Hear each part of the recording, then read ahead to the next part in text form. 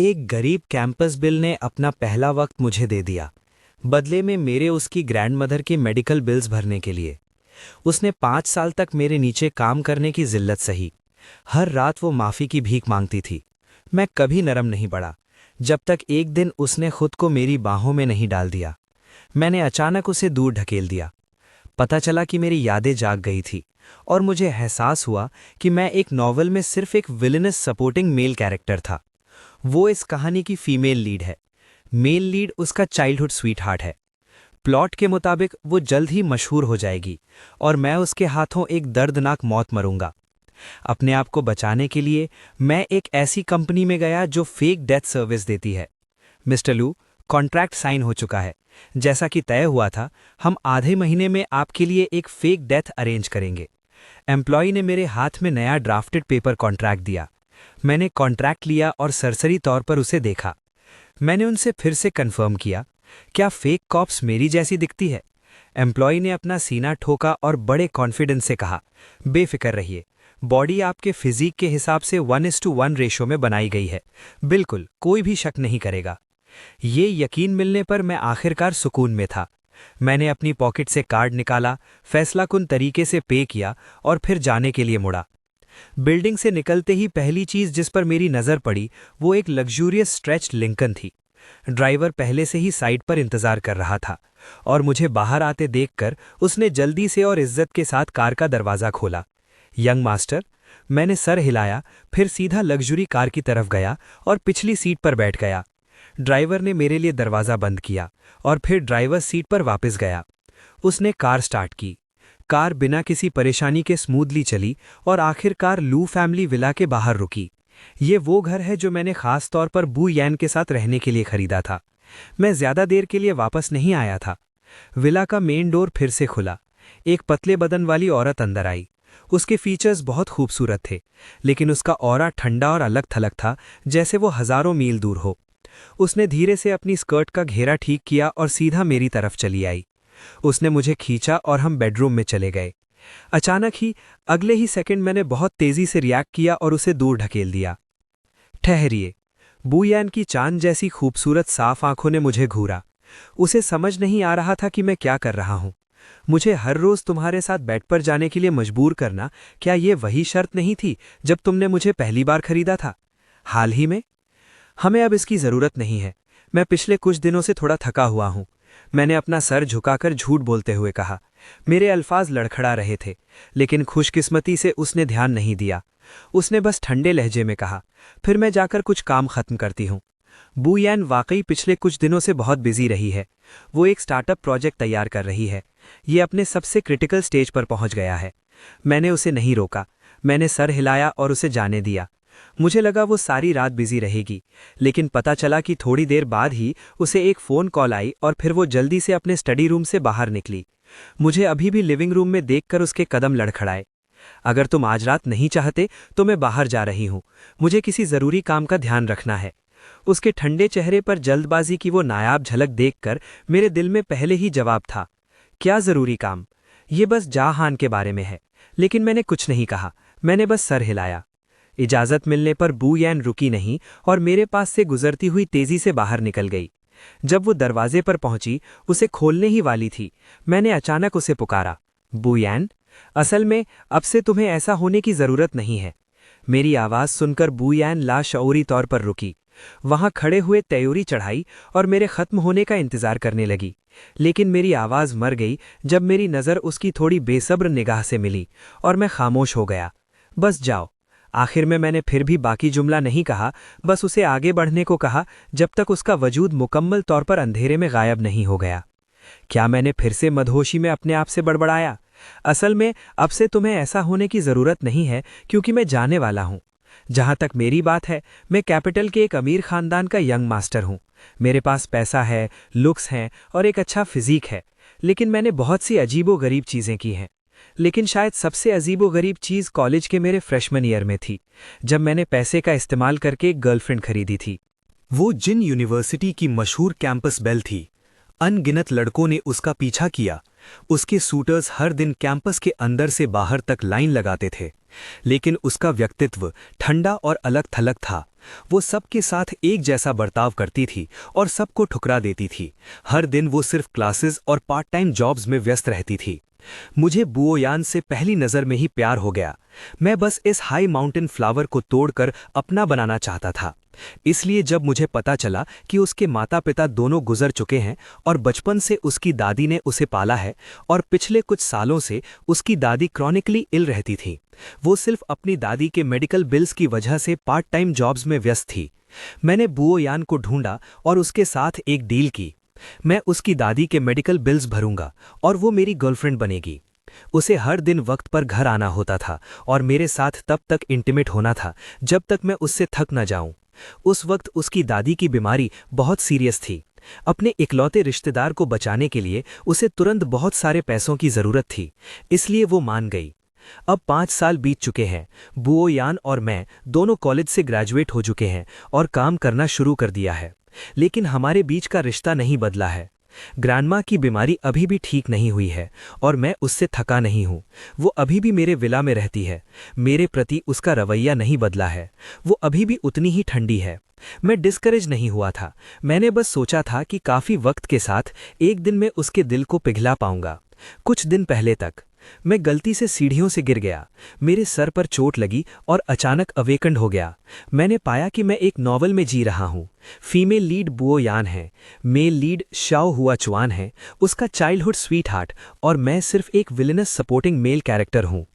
Novel के plot के मुताबिक स्टार्टअप प्रोजेक्ट जिसकी बुओयान अभी तैयारी कर रही है, वो 17 दिनों में एक ह्यूज सक्सेस होगी।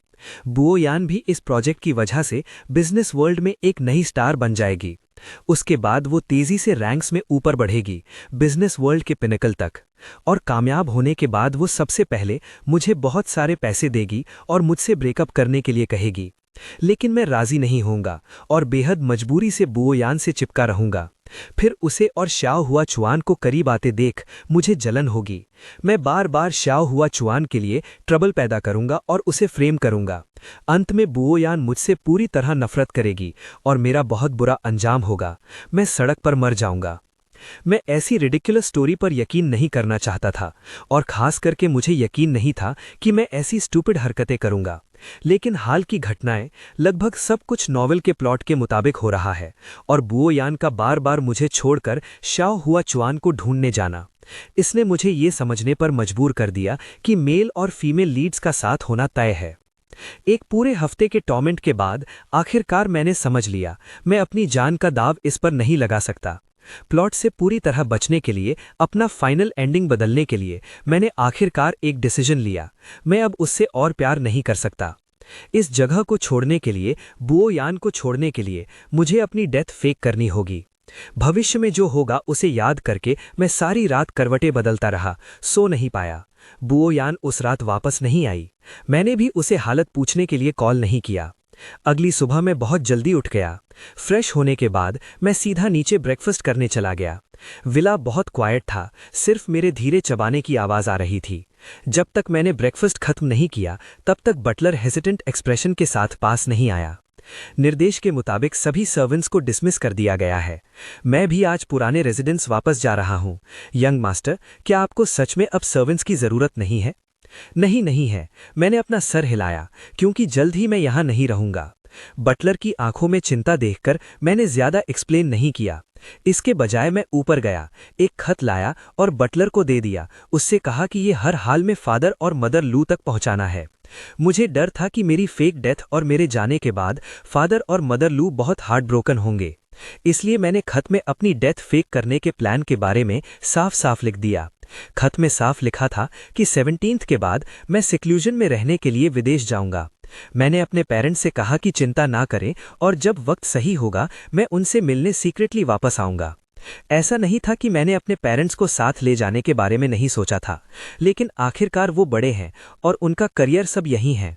इसके अलावा ये पूरी अवेकनिंग वाली बात बहुत रिडिकुलस है। मैं इसे सिर्फ कुछ सेंटेंसेस में नहीं समझा सकता था और ये उन्हें लगेगा कि मैं क्रेजी हूँ।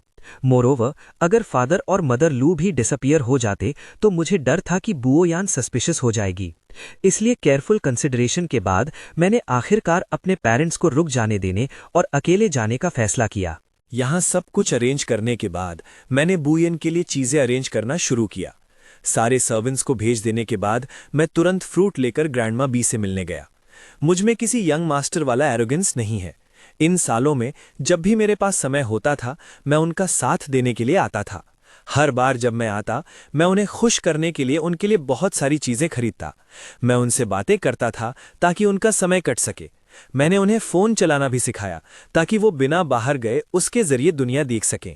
इसलिए बुयन की कोल्डनेस के मुकाबले ग्रैंडमा बी मुझे बहुत पसंद करती थीं। कैसे हो तुम और लुयन कब शादी करने का प्लान कर रहे हो? जब ग्रैंडमा बी ने फिर से ये टॉपिक छेड़ा तो मेरे चेहरे पर वो पहले जैसी शर्म नहीं थी, सिर्फ एक फोर्स्ड स्माइल रह गई थी। हम भला शादी कैसे कर सकते हैं? और तो और मैं 17 दिनों में जा रहा हूं। अगर मैं जा भी नहीं रहा होता तो शायद मैं वही एंडिंग फॉलो करता जो ओरिजिनल स्टोरी में थी। जिस इंसान से बुयन प्यार करती है वो जिया हान है। वो मुझसे शादी कैसे कर सकती है? मुझे कुछ ना कहते हुए देखकर ग्रैंडमा भी बिना आहे भरे नहीं रह सकीं, लेकिन उन्होंने फिर भी मुझे कंफर्ट किया। मेरी ग्रैंडडॉटर, मुझे पता है कि लुयन के दिल में तुम्हारे लिए फीलिंग्स हैं, बस तुम्हारी शुरुआत प्योर नहीं थी। उसके दिल में पक्का कुछ उलझने हैं। जब तक तुम उन उलझनों को सुलझाओगी तुम दोनों पक्का एक साथ खुश रह सकते हो। मैं ग्रैंडमा बी की कंफर्ट देने वाली बातें सुनता हूँ और फोर्स्ड स्माइल देता हूँ। मुझे ओरिजिनल प्लॉट पता है और मुझे पता है कि जिस इंसान से बुयन शुरू से लेकर अंत तक प्यार करती है वो सिर्फ जिया हान है। फीमेल लीड सिर्फ मेल लीड से प्यार करती है, वो एक विलेनस सपोर्टिंग मेल कैरेक्टर से प्यार कैसे कर सकती है? अंत में मैंने फिर भी कुछ नहीं कहा और उनकी बातों को नहीं काटा। मैंने बस एक कार्ड निकाला। ग्रैंडमा, ये कार्ड जब आपको मौका मिले तो प्लीज़ इसे लुयन को देने में मेरी मदद करना। मैंने असल में ये कार्ड बहुत पहले से ही बुयन को स्टार्टअप कैपिटल के तौर पर देने के लिए प्रिपेयर किया था। मैं बस फिक्र कर रहा था कि इससे उसका प्राइड हर्ट हो जाएगा, इसलिए मैं हिचकिचा रहा था कि इसे यूज़ कैसे दूं। अब जब मैंने अपनी कॉन्शियसनेस अवेकन कर ली है और जाने का फैसला कर लिया है तो बेहतर होगा कि ग्रैंडमा बी इसे आगे पहुंचा दें। उम्मीद है कि इस तरह से बुयन मेरे बारे में कुछ अच्छा याद रख सकेगी, ताकि मेरे अपनी डेथ फेक करने के बाद वो मेरी कॉप्स के साथ कुछ ज्यादा आउटरेजियस ना करे। ग्रैंडमा भी एक नज़र में ही बता सकती थी कि मेरे साथ कुछ गलत है। उन्होंने चिंता से पूछा, क्या तुम्हारा और लुयन का फिर से झगड़ा हुआ है? मैंने अपना सर हिलाया।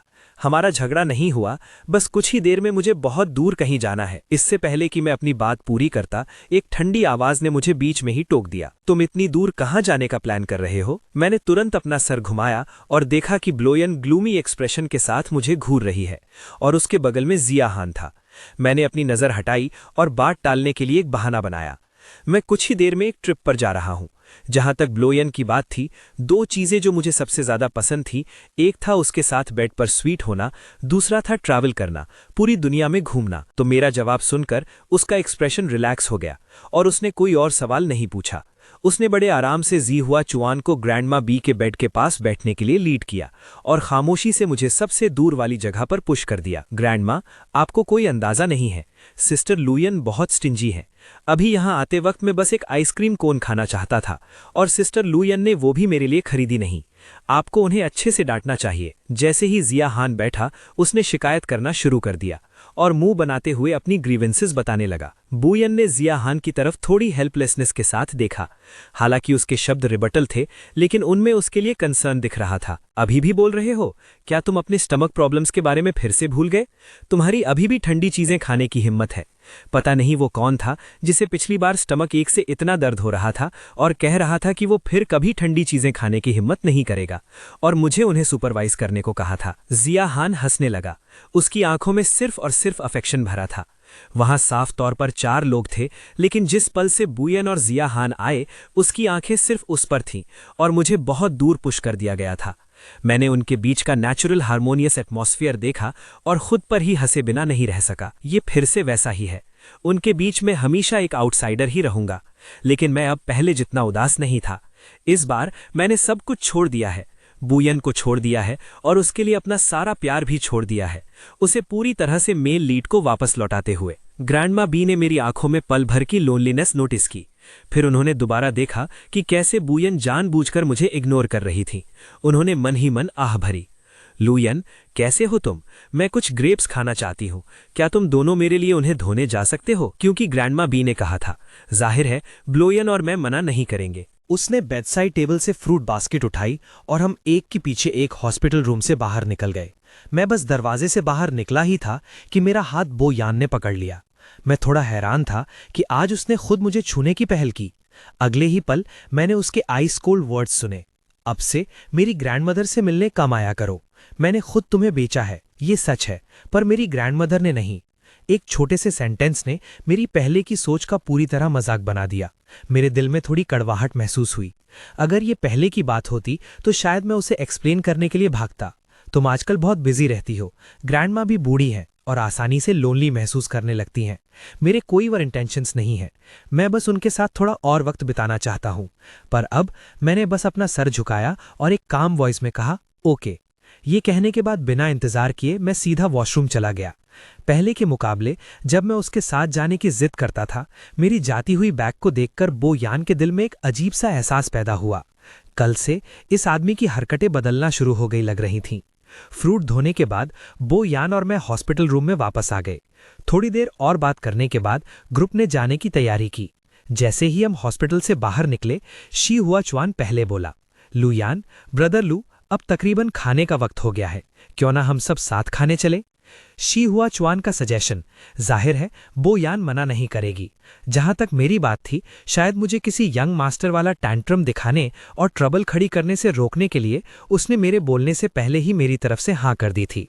वहां पहुंचने पर जब हम रेस्टोरेंट गए, हम वेटर के पीछे एक प्राइवेट रूम में गए। बो यान ने मेन्यू देने के लिए मेन्यू लिया, पर जब तक सारी डिशेस सर्व नहीं हो गईं, मुझे एहसास नहीं हुआ कि उसने शी हुआ चुआन की सारी फेवरेट डिशेस ऑर्डर की थीं। शायद यही फर्क है प्यार होने और ना होने में। भले ही मैंने एक बार उससे अपनी सारी प्रेफरेंसेस याद करने की मांग की थी, एक तरफ फोर्स था और दूसरी तरफ हार्टफेल्ट था। सच में वर्ल्ड्स अपार्ट था। खुशकिस्मती से मुझे पहले ही इस आउटकम की उम्मीद थी, इसलिए मैं ज्यादा डिसअपॉइंटेड नहीं हुआ। मैंने बस खामोशी से अपना मील खाया, बिना कुछ कहे। आधे खाने के बाद रूम में एक तेज रिंगटोन गूंजी। बो यान ने अपना फोन उठाया और बाहर चली गई। जहां तक मेरी बात है, जब मैंने शी हुआ चुआन के हाथ में वो टेल रिंग देखी जब वो सूप निकाल रहा था, मैं एक पल के लिए फ्रीज हो गया। तुम्हें ये टेल रिंग कहाँ से मिली? शी हुआ चुआन ने अपनी पिंकी फिंगर की रिंग पर नजर डाली, जैसे वो बिल्कुल ओब्लिवियस हो। वो मुस्कुराया और जवाब दिया, ये सिस्टर लू यान ने मुझे दी है। मैंने कहा कि ये प्रिटी है तो उन्होंने मुझे दे दी। जैसे ही उसने ये कहा, मेरे एक्सप्रेशंस फौरन अगली हो गए। मैंने बहुत मेहनत से काफी वक्त लगाकर इस टेल रिंग को कार्व किया था। मेरे हाथ स्क्रैचेस और जख्मों से भर गए थे। आखिरकार हमारी एनिवर्सरी पर मैंने पर्सनली ये बो यान को दी थी। रिंग के अंदर एक छोटी सी लाइन भी इंग्रेव की गई थी, लू हाउ यू हमेशा बो यान को पसंद करेगा। मैंने अपना दिल खोल कर रख दिया था, अपना सारा प्यार समेटकर उसे ऑफर किया था, पर उसे कोई परवाह नहीं थी और उसने कैजुअली ये शी हुआ चुआन को दे दी। मेरे दिल में अचानक गुस्से की एक बिला वजह की आग उठी, पर अगले ही पल असली स्टोरी का प्लॉट मेरे दिमाग में आया। जिस इंसान को बो यान पसंद करती थी, वो शुरू से शी हुआ चुआन ही था। जाहिर है वो मेरे दिए हुए गिफ्ट की परवाह नहीं करेगी। अगर मैं कभी इन चीजों पर झगड़ा करता तो क्या इससे बो यान मुझसे और भी ज्यादा डिस्पाइज नहीं करती? ये ऐसा था जैसे मेरे सर पर ठंडे पानी की बाल्टी डाल दी गई हो और मैं फौरन काम डाउन हो गया। अपने एक्सप्रेशन को संभाला और मुस्कुराया, ये ब्यूटीफुल है, तुम पर अच्छी लगती है। शी हुआ चुआन मेरे गुस्सा होने का इंतजार कर रहा था, पर किसने सोचा था कि मैं इसे इतने कामली संभाल लूंगा। उसकी आंखों में हैरानी की एक चमक आई। उसने अपने दांत पीसे, अचानक खड़ा हुआ और सॉलिसिटसली मेरे लिए सूप का एक बोल निकाला। ब्रदर लू, सिर्फ चावल खाने पर ध्यान मत दीजिए, ये सी फूड सूप डिलिशियस है, आपको थोड़ा ट्राई करना चाहिए। एक्चुअली मुझे सी फूड से एलर्जी है। जैसे ही मैं रिफ्यूज करने वाला था, मैंने देखा कि शी हुआ चुआन ने मुझे सूप नहीं पकड़ा, बल्कि अपनी रिस्ट को ट्विस्ट किया और बोल एक जोरदार आवाज के साथ फ्लोर पर गिर गया। मेरे कुछ रिएक्ट करने से पहले ही उसके चेहरे पर ग्रीवेंस के आसार थे। मैं सोच रहा था कि शी हुआ चुआन क्या ट्रिक खेल रहा है। बो यान हवा के झोंके की तरह मेरे पास से गुजरी और शी हुआ चुआन को अपने पीछे शील्ड कर लिया। फिर उसकी ठंडी नजर सीधा मुझ पर पड़ी। लू हाउ यू, तुम ये क्या कर रहे हो? शी हुआ चुआन लाल आंखों के साथ उसके पीछे खड़ा हो गया और आग में तेल डालने के लिए सही वक्त पर बोला, सिस्टर लू यान, ये सब मेरी गलती है। मैं ही हूं जिसने ब्रदर लू को गुस्सा दिलाया है, इसलिए ब्रदर लू ने गुस्से में सूप मुझ पर फेंक दिया। मैं थोड़ा सा जल गया हूं, ये कुछ नहीं है, उन्हें ब्लेम मत कीजिए। मैंने नहीं किया, मैंने सुना। जैसे ही शी हुआ चुआन ने सच को ट्विस्ट किया, मेरी आंखें डिसबिलीफ में फट गईं। मैं साफ तौर पर एक्सप्लेन करना चाहता था। बो यान ने ऐसे एक्ट किया जैसे उसने मेरी बात ही ना सुनी हो। उसने मुझ पर एक कोल्ड ग्लेयर डाली और मुझ पर एक सेंटेंस फेंका, लू हाउ यू, तुम सच में अनरीजनेबल हो। उसके बाद बिना कोई और बात कहे उसने शी हुआ चुआन को खींचा और चली गई। उसकी ठंडी रिट्रीटिंग फिगर और शी हुआ चुआन की प्रोवोकेटिव नज़र को देखते हुए मैं वहां स्टन्ड रह गया। मेरा दिल पूरी तरह अबिस में डूब गया। और जिसकी मुझे और भी कम उम्मीद थी वो ये था कि आने वाले दिनों में शायद शी हुआ चुआन को समझ आ गया था कि ये ट्रिक बहुत इफेक्टिव है और वो मेरी स्लैंडरिंग करने का आदी हो गया था। या तो वो कहता कि मैंने उसकी नौकरी छुड़वा दी है, मतलब मैंने पूरी इंडस्ट्री में बोलकर उसका बॉयकॉट करवा दिया है, और कहा कि मैंने उसके दरवाजे पर पेंट स्प्लैश करने के लिए लोग भेजे हैं ताकि वो सुकून से ना रह सके। वो यान बार बार ये इंड्योर करती रही। आखिरकार वो मजीद बर्दाश्त नहीं कर सकी। जैसे ही वो घर आई उसने मुझे पकड़ लिया। लू हायू, अगर तुम्हें कोई प्रॉब्लम है तो सीधा मुझसे बात करो। तुम शी हुआ चुआन को टारगेट क्यों कर रहे हो? हम एक दूसरे को 5 साल से जानते हैं। बो यान का एटीट्यूड मेरे साथ हमेशा से आइस कोल्ड रहा है। ये पहली बार है जब मैंने उसे इतने इमोशन दिखाए थे, पर वो शी हुआ चुआन को डिफेंड करने के लिए था। मैं उसे बिल्कुल टारगेट नहीं कर रहा था। वो सब चीजें मैंने नहीं की थी। मैंने एक्सप्लेन करने की कोशिश की, पर उसके चेहरे पर अब भी डिसबिलीफ का लुक था। अगर तुम नहीं तो फिर कौन हो सकता है? तुम तो एक गर्लफ्रेंड खरीदने के भी काबिल नहीं हो, तो ऐसी क्या चीज है जो तुम नहीं करोगे? अगली बार ऐसा नहीं होना चाहिए। मैंने पहले ही तुम्हें सब कुछ दे दिया है। तुम मेरे आसपास के लोगों को अकेला क्यों नहीं छोड़ देते? ये कहने के बाद बो यान की आंखें डिसअपॉइंटमेंट से भरी थीं। वो मुझसे एक लफ्ज और नहीं बोलना चाहती थीं। वो सीधा गेस्ट बेडरूम में चली गई। उसके जाती हुई बैग को देखते हुए मैंने अपने दिल की सैडनेस को गबाने की कोशिश की। उसके दिल में मैं हमेशा एक ऐसा इंसान रहूंगा जिस पर वो ट्रस्ट नहीं करती। पर सैडनेस के अलावा मैं और भी ज्यादा टेरिफाइड था। मेरे जाने में सिर्फ कुछ ही दिन बचे हैं, पर अगर चीजें ऐसी ही चलती रहीं तो मुझे डर है कि मेरी फेक डेथ का दिन आने से पहले ही मुझे बो यान ही मार डालेगी। मैं बिस्तर पर करवटें बदलता रहा, रेस्ट नहीं कर पा रहा था, बार बार यही सोच रहा था। आखिरकार मुझे एक रास्ता मिल गया। उसी रात में ड्राइव करके शी हुआ चुआन के घर गया। पहली बात जो मैंने कही वो ये थी, शी हुआ चुआन, चलो सुलह कर लेते हैं। अब से मैं तुम्हारी और बो यान की एक होने में मदद करूंगा। ये सुनकर शी हुआ चुआन की आंखें डिसबिलीफ में फट गईं। ये तुम क्या बकवास कर रहे हो? शी हुआ चुआन किसी और से बेहतर जानता था कि मैं बो यान को कितना पसंद करता हूं, वरना मैं 5 साल तक ग्रैंडमा बी के मेडिकल बिल्स भरने के लिए क्यों तैयार रहता? और मैं बो यान से इतनी बार कोल्डली ठुकराए जाने के बाद भी बिना एक बार शिकायत किए उसके पीछे क्यों घूमता रहता? मगर अब मैं खुद उसे ढूंढने आया था, ये कहते हुए कि मैं उसकी और बो यान की एक होने में मदद करना चाहता हूं। उसके शक सुनकर मैंने अपना सर हिलाया। मैं बकवास नहीं कर रहा हूं, मैं सिंसियरली तुम्हारे साथ सुलह करना चाहता हूं। अब तुम्हें मुझे फंसाने की तकलीफ उठाने की जरूरत नहीं है। मेरे पास ज्यादा वक्त नहीं बचा है। तुम जल्द ही चले जाओगे। जियो चुआन, तुम्हें मुझे लव राइवल की तरह देखने की जरूरत नहीं है। मेरे चेहरे के भाव ऐसे नहीं लग रहे थे जैसे मैं नाटक कर रहा हूं, लेकिन जीहू चुआन को अब भी मुझ पर यकीन नहीं था। वो सिर्फ यही शक कर रहा था कि ये कोई जाल है। मुझे परवाह नहीं थी कि वो मुझ पर यकीन करता है या नहीं। मैंने बस एक्शन लिया। अगले दिन मैंने लो यान को रोका जब वो बाहर जा रही थी और उसे यूनिवर्सल स्टूडियोज की एक टिकट दी। मैंने आज रात के लिए 2 यूनिवर्सल स्टूडियोज की टिकट्स खरीदी हैं। क्या तुम मेरे साथ चलोगी? मैं हाल ही में एक प्रोजेक्ट में बिजी रही हूं, उसने ठंडे लहजे में कहा। जैसे ही उसने ये कहा मैंने उसकी इनकार को बीच में ही काट दिया। हमारे शुरुआती एग्रीमेंट में लिखा था कि रोजाना डेट्स पर जाने के अलावा तुम्हें मेरी किसी भी रिक्वेस्ट को मना करने की इजाजत नहीं है। सिर्फ उस एक छोटे सेंटेंस ने बुयान की सारी मना करने की कोशिशों को रोक दिया। उसने तेवरी चढ़ाई और टिकट ले ली, लेकिन उसके जाते हुए कदम थोड़े तेज हो गए थे। मैं उसे धीरे धीरे दूर जाते हुए देख रहा था। फिर मैंने जियो चुआन का नंबर निकालने के लिए अपना फोन निकाला और कॉल किया। दूसरी तरफ से कॉल तुरंत उठा लिया गया।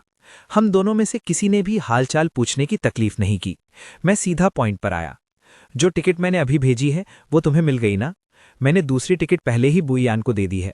आज अच्छे से तैयार होना और जाकर उसके साथ अपना रिलेशनशिप बनाओ। जियो चुआन ने उम्मीद नहीं की थी कि मैं सच में उसे बुयान के साथ मिलवाने की प्लानिंग कर रहा हूं। उसने आधे अधूरे यकीन के साथ किया। जैसे ही मैं कॉल काटने वाला था वो अचानक बोला, तुम मेरी मदद क्यों कर रहे हो? मैं एक पल के लिए खामोश रहा और आखिरकार कोई जवाब नहीं दिया। तुम्हें इन सब बातों के बारे में जानने की जरूरत नहीं है। बस वैसा ही करो जैसा हमारे बीच तय हुआ था। मैं तुम दोनों को एक साथ आने में मदद करूंगा और तुम मुझे फंसाना बंद करोगे, बस इतना ही। कॉल खत्म हो गया। मैं खाली आंखों से फोन की अंधेरी स्क्रीन को देखता रहा। जियो चुआन का पहले वाला सवाल मेरे दिमाग में गूंज रहा था, मेरी मदद क्यों? मैं जियूचुआन की मदद नहीं कर रहा हूं। जिस इंसान की मैं सच में मदद करना चाहता हूं वो मैं खुद हूं। इसके अलावा बुयान सच में जिसे पसंद करती है वो असल में जियूचुआन ही है। मैं बस ओरिजिनल प्लॉट को तेज कर रहा हूं और साथ ही अपने लिए बचने का रास्ता निकाल रहा हूं। जब आसमान पूरी तरह अंधेरा हो गया, मुझे जियूचुआन का एक मैसेज मिला। ये उन दोनों की एक साथ फोटो थी।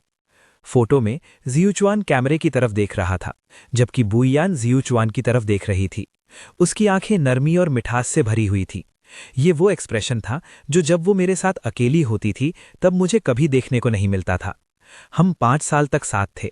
मैंने उसके साथ फोटो खिंचवाने के लिए अनगिनत बार कहा, लेकिन उसका जवाब हमेशा होता था, मुझे फोटोज खिंचवाना पसंद नहीं है। ये पता चला कि जब आप उस इंसान के सामने होते हो जिसे आप पसंद करते हो तो ये असूल तोड़ा जा सकता है। मैंने फोटोज को स्क्रॉल करना जारी रखा और बीच वाली एक फोटो ने मेरा ध्यान खींचा। मैंने बैकग्राउंड को गौर से देखा। वो एक रेस्टोरेंट था। उसके सामने छिला हुआ श्रिम्प मीट और श्रिम्प के छिलकों का ढेर था।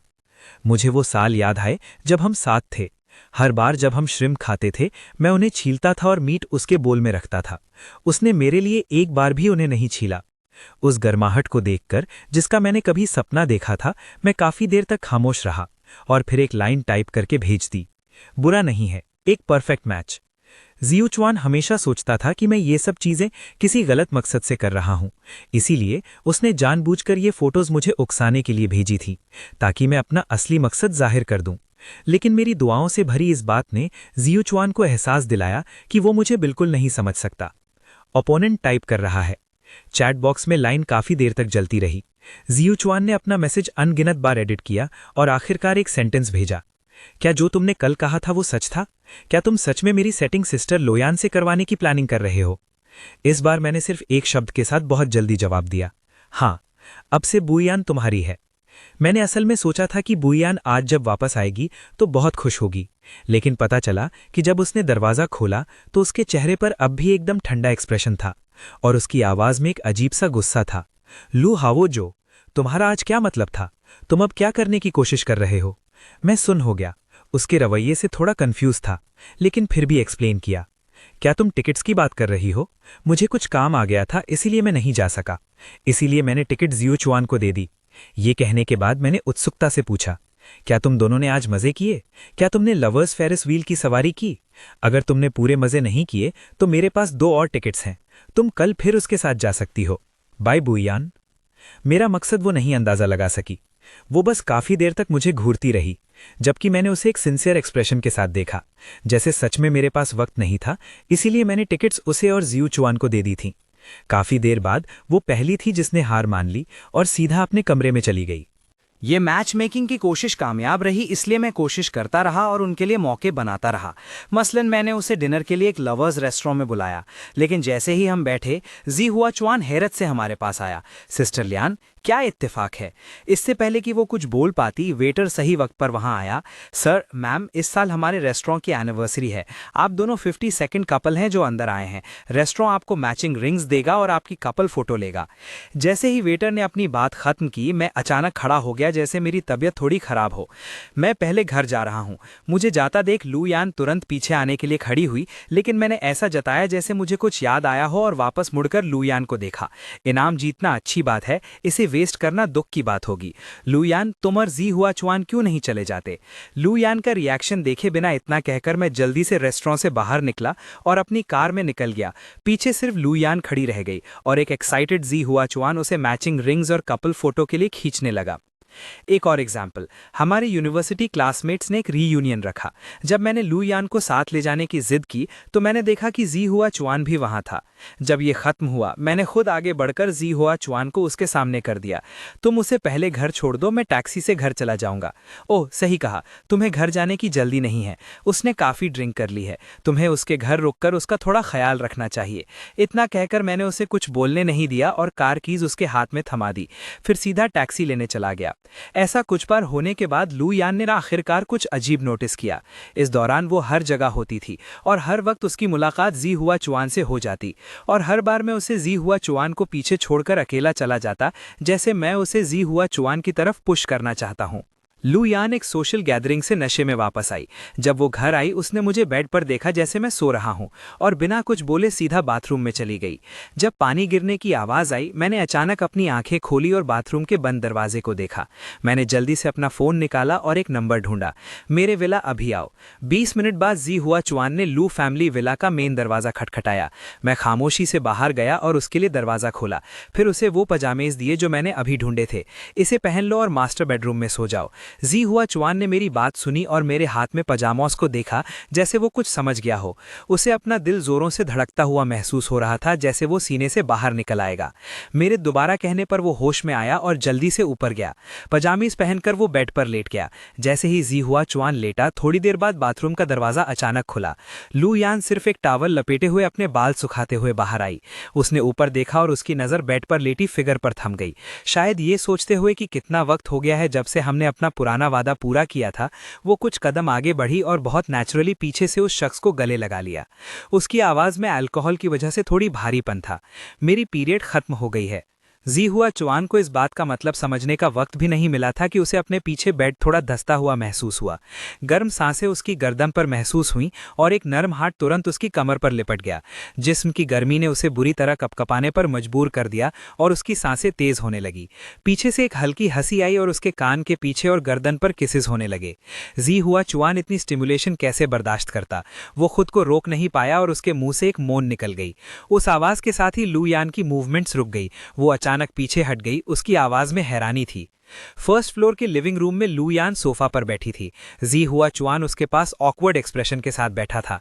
उसका चेहरा गुस्से से काला पड़ चुका था। उसकी नज़र मुझ पर टिकी थी जो उनके पास खड़ा था। आखिर ये सब हो क्या रहा है? मुझे उम्मीद नहीं थी कि वो इतनी जल्दी जान जाएगी और मुझे थोड़ा गिल्टी महसूस हुआ, लेकिन मैंने इसे छुपाने के लिए एक बहाना ढूंढ लिया। जी हुआ चुआन के घर में पावर आउटेज हो गया था, इसलिए मैंने उसे आज की रात यहाँ रुकने दिया।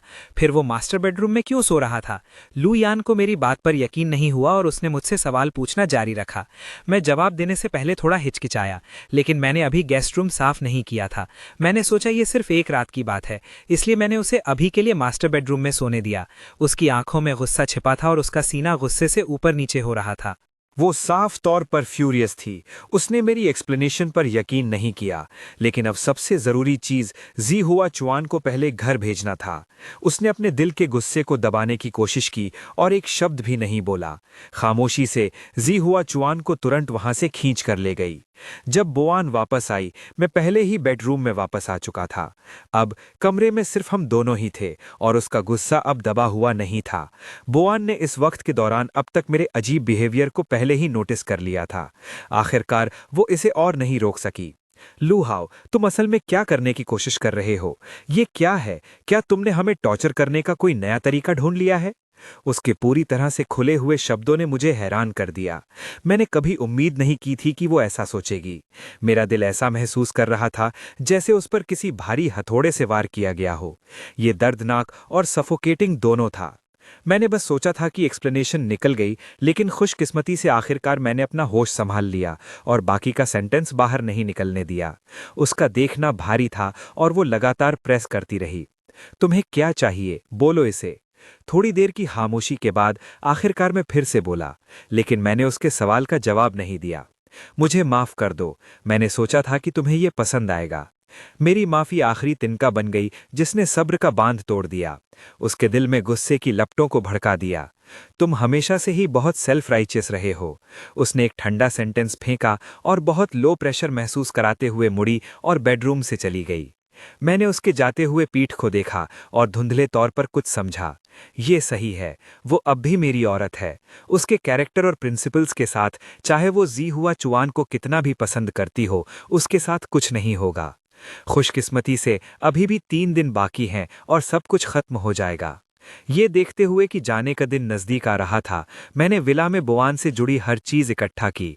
जो फेंकने लायक था उसे फेंक दिया, जो जलाने लायक था उसे जला दिया और हर चीज़ से पूरी तरह से छुटकारा पा लिया। कॉलेज में उसकी स्पीचेस और डिबेट्स की फ़ोटोज़ जो मैंने कलेक्ट की थीं, से लेकर बोआन के ये खरीदे हुए विभिन्न मैचिंग कप्स, स्लीपर्स और पजामास तक, और यहाँ तक कि वो गुड लक चार्म भी जिसके लिए मैंने उसके लिए प्रार्थना की थी। हर एक चीज़ इस बात का सबूत थी कि मैं बोआन को पसंद करता था। आखिरी चीजें जो जलाई जानी थीं वो लव लेटर्स थे जो मैंने उसके लिए लिखे थे। मैंने एक एक करके लव लेटर्स को आग में फेंका। मेरा दिमाग अनजाने में अतीत में चला गया। असल में मैंने शुरुआत में बोआन को नॉर्मल तरीके से परस्यू किया था और यहाँ तक कि 3 महीने 99 लव लेटर्स लिखने में बिताए थे। बस बात ये थी कि हर लेटर का आखिरी नतीजा उसका रिजेक्शन था। बाद में जब मैंने उसे मेडिकल बिल्स के साथ संघर्ष करते देखा तो मैंने ऐसा तरीका निकाला। इस तरह वो मदद कबूल कर सकती थी और मुझे भी वो मिल सकता था जो मैं चाहता था। शायद मैं वाकई गलत था। सच्चा प्यार पैसे से नहीं खरीदा जा सकता। नॉवेल में ये भी कहा गया था कि फीमेल लीड बोआन सिर्फ अपने मेल लीड जी हुआ चुआन से प्यार करती है। ये सोचते हुए अब मुझ में कोई बाकी रहने वाली फीलिंग्स नहीं थीं और मैंने अपने हाथ का आखिरी लव लेटर आग में फेंक दिया। मेन डोर खुला। बोआन अभी वापस आई थी और उसने उन रंगीन एनवलप्स को देखा जिन्हें मैं जलाने के लिए आग में फेंक रहा था। उसने कभी अंदर की बातें नहीं पढ़ी थीं, लेकिन वो उन एनवलप्स से बहुत अच्छी तरह वाकिफ थी। वो वही लव लेटर्स थे जो मैं कभी उसके सामने लाया था, लेकिन वो सब उसने रिजेक्ट कर दिए थे।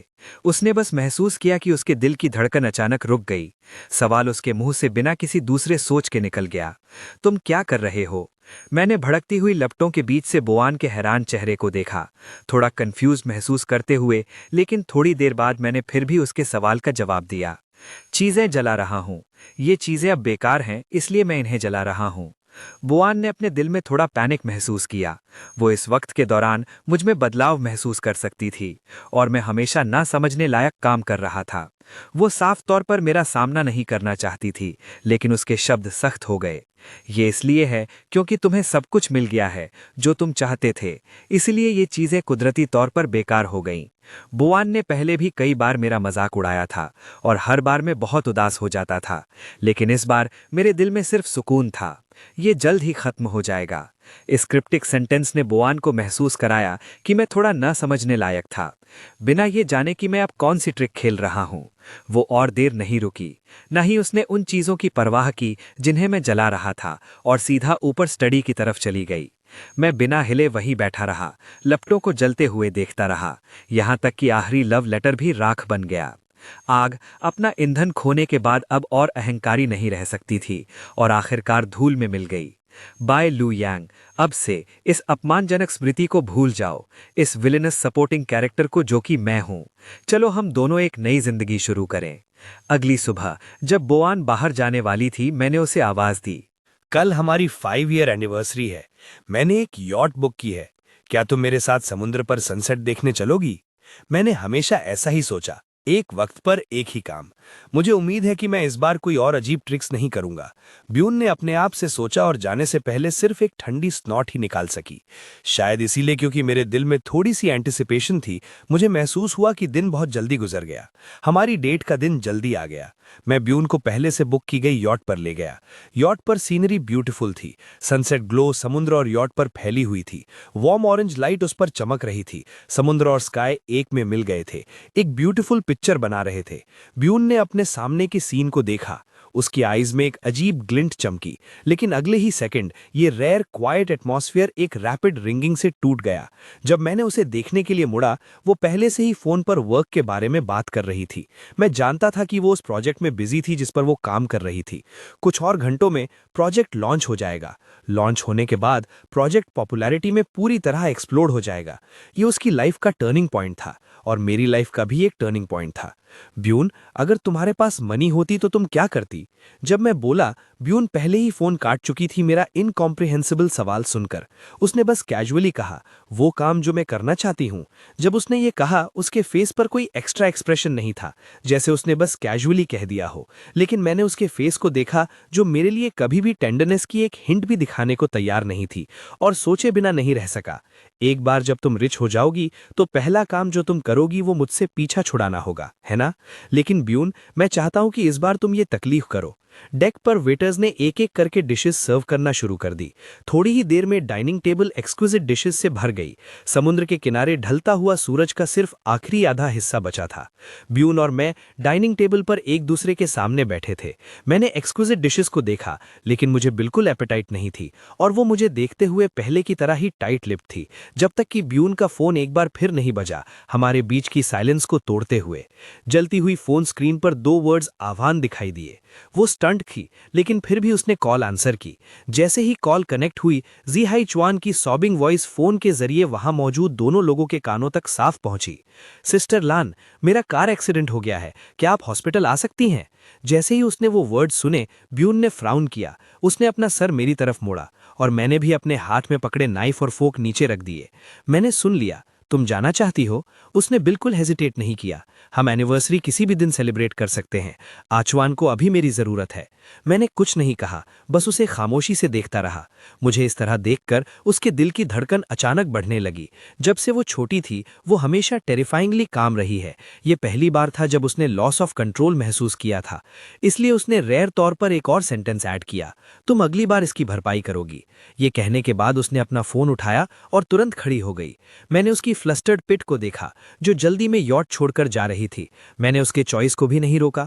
बहुत देर बाद मैंने आखिरकार विस्पर किया, ब्यून लॉ यान, हमारे लिए कोई अगली बार नहीं होगा। मैंने अकेले सनसेट देखा। सनसेट की आखिरी लाइट भी समुद्र के नीचे डूब चुकी थी। यॉट की लाइट्स धीरे धीरे जल गईं। एक स्टाफ मेंबर यॉट पर आया और सीधे मेरे पास चलकर आया। मिस्टर लू, सब कुछ रेडी है? आवाज सुनकर मैंने अपना सर नहीं घुमाया, अभी भी दूर देख रहा था। मैं कैसे मरूंगा?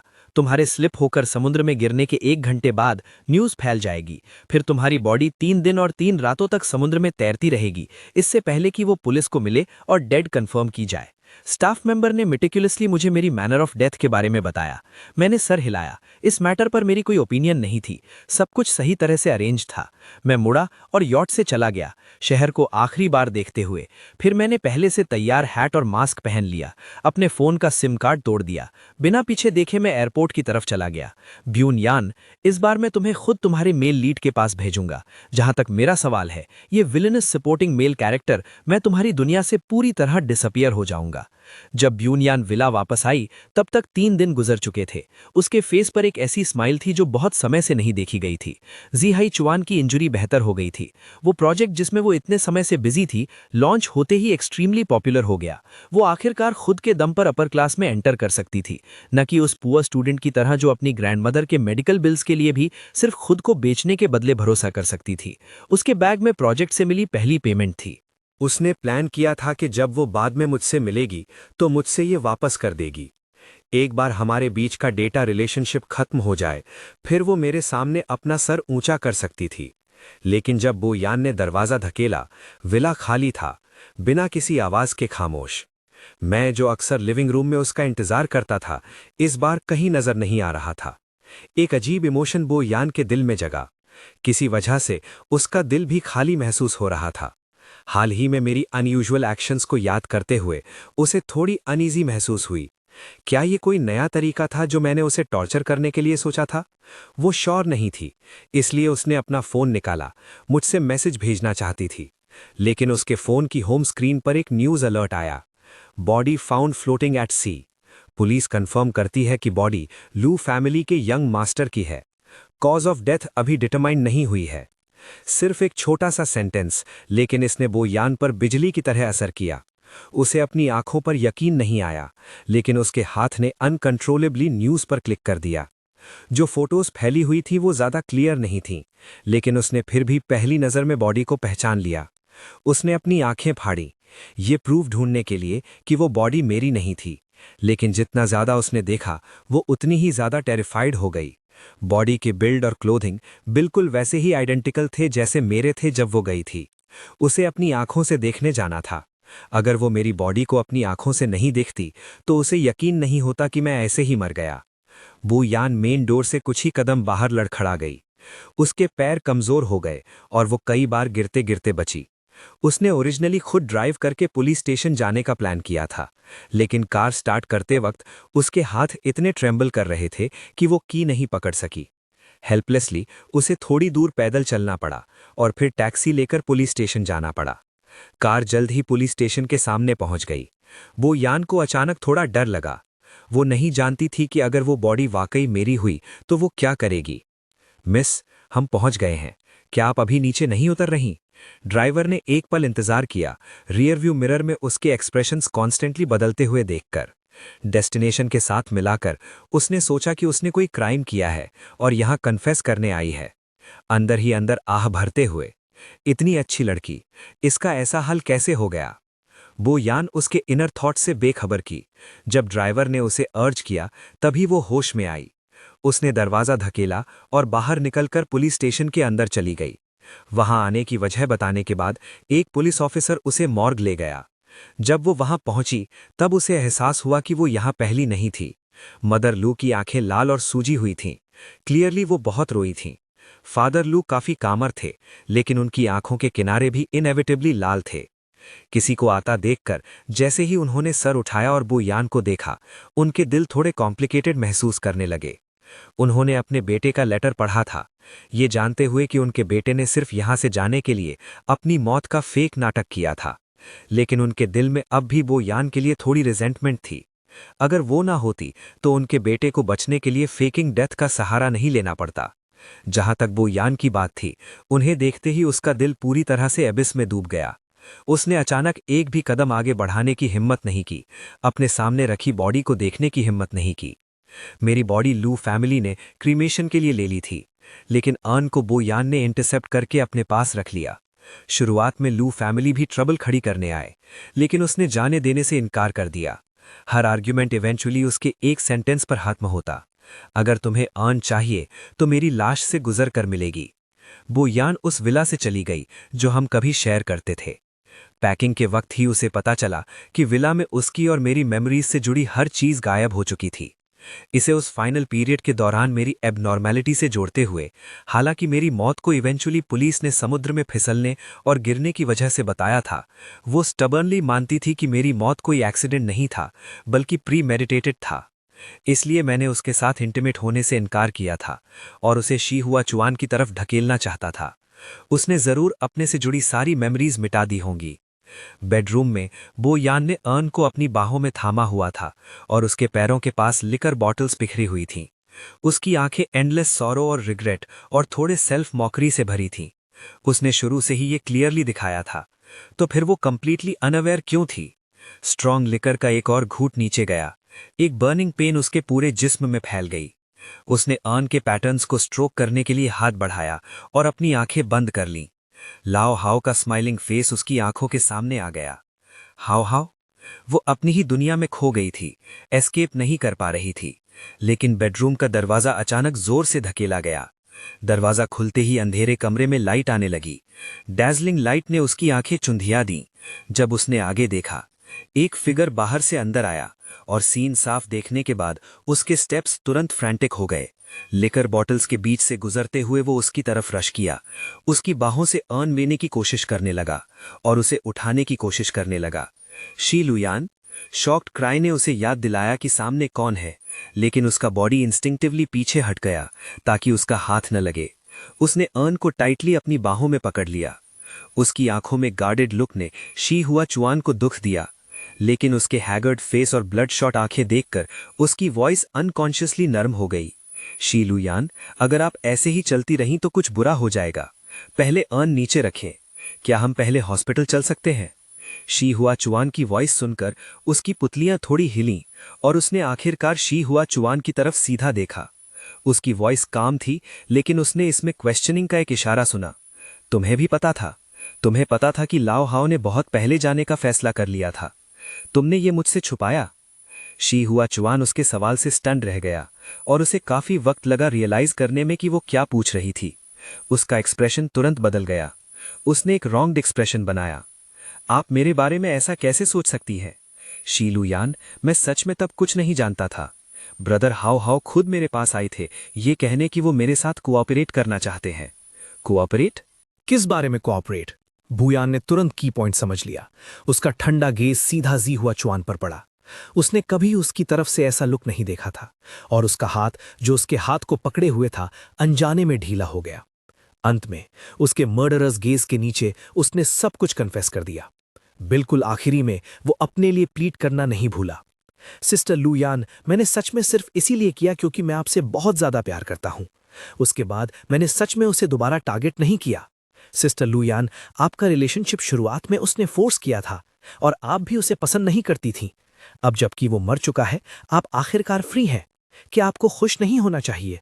जैसे ही जी हुआ चुआन के शब्द खत्म हुए, उसका हाथ पहले से ही उसकी गर्दन को जोर से दबा रहा था। तुम्हें किसने बताया कि मैं उसे पसंद नहीं करती?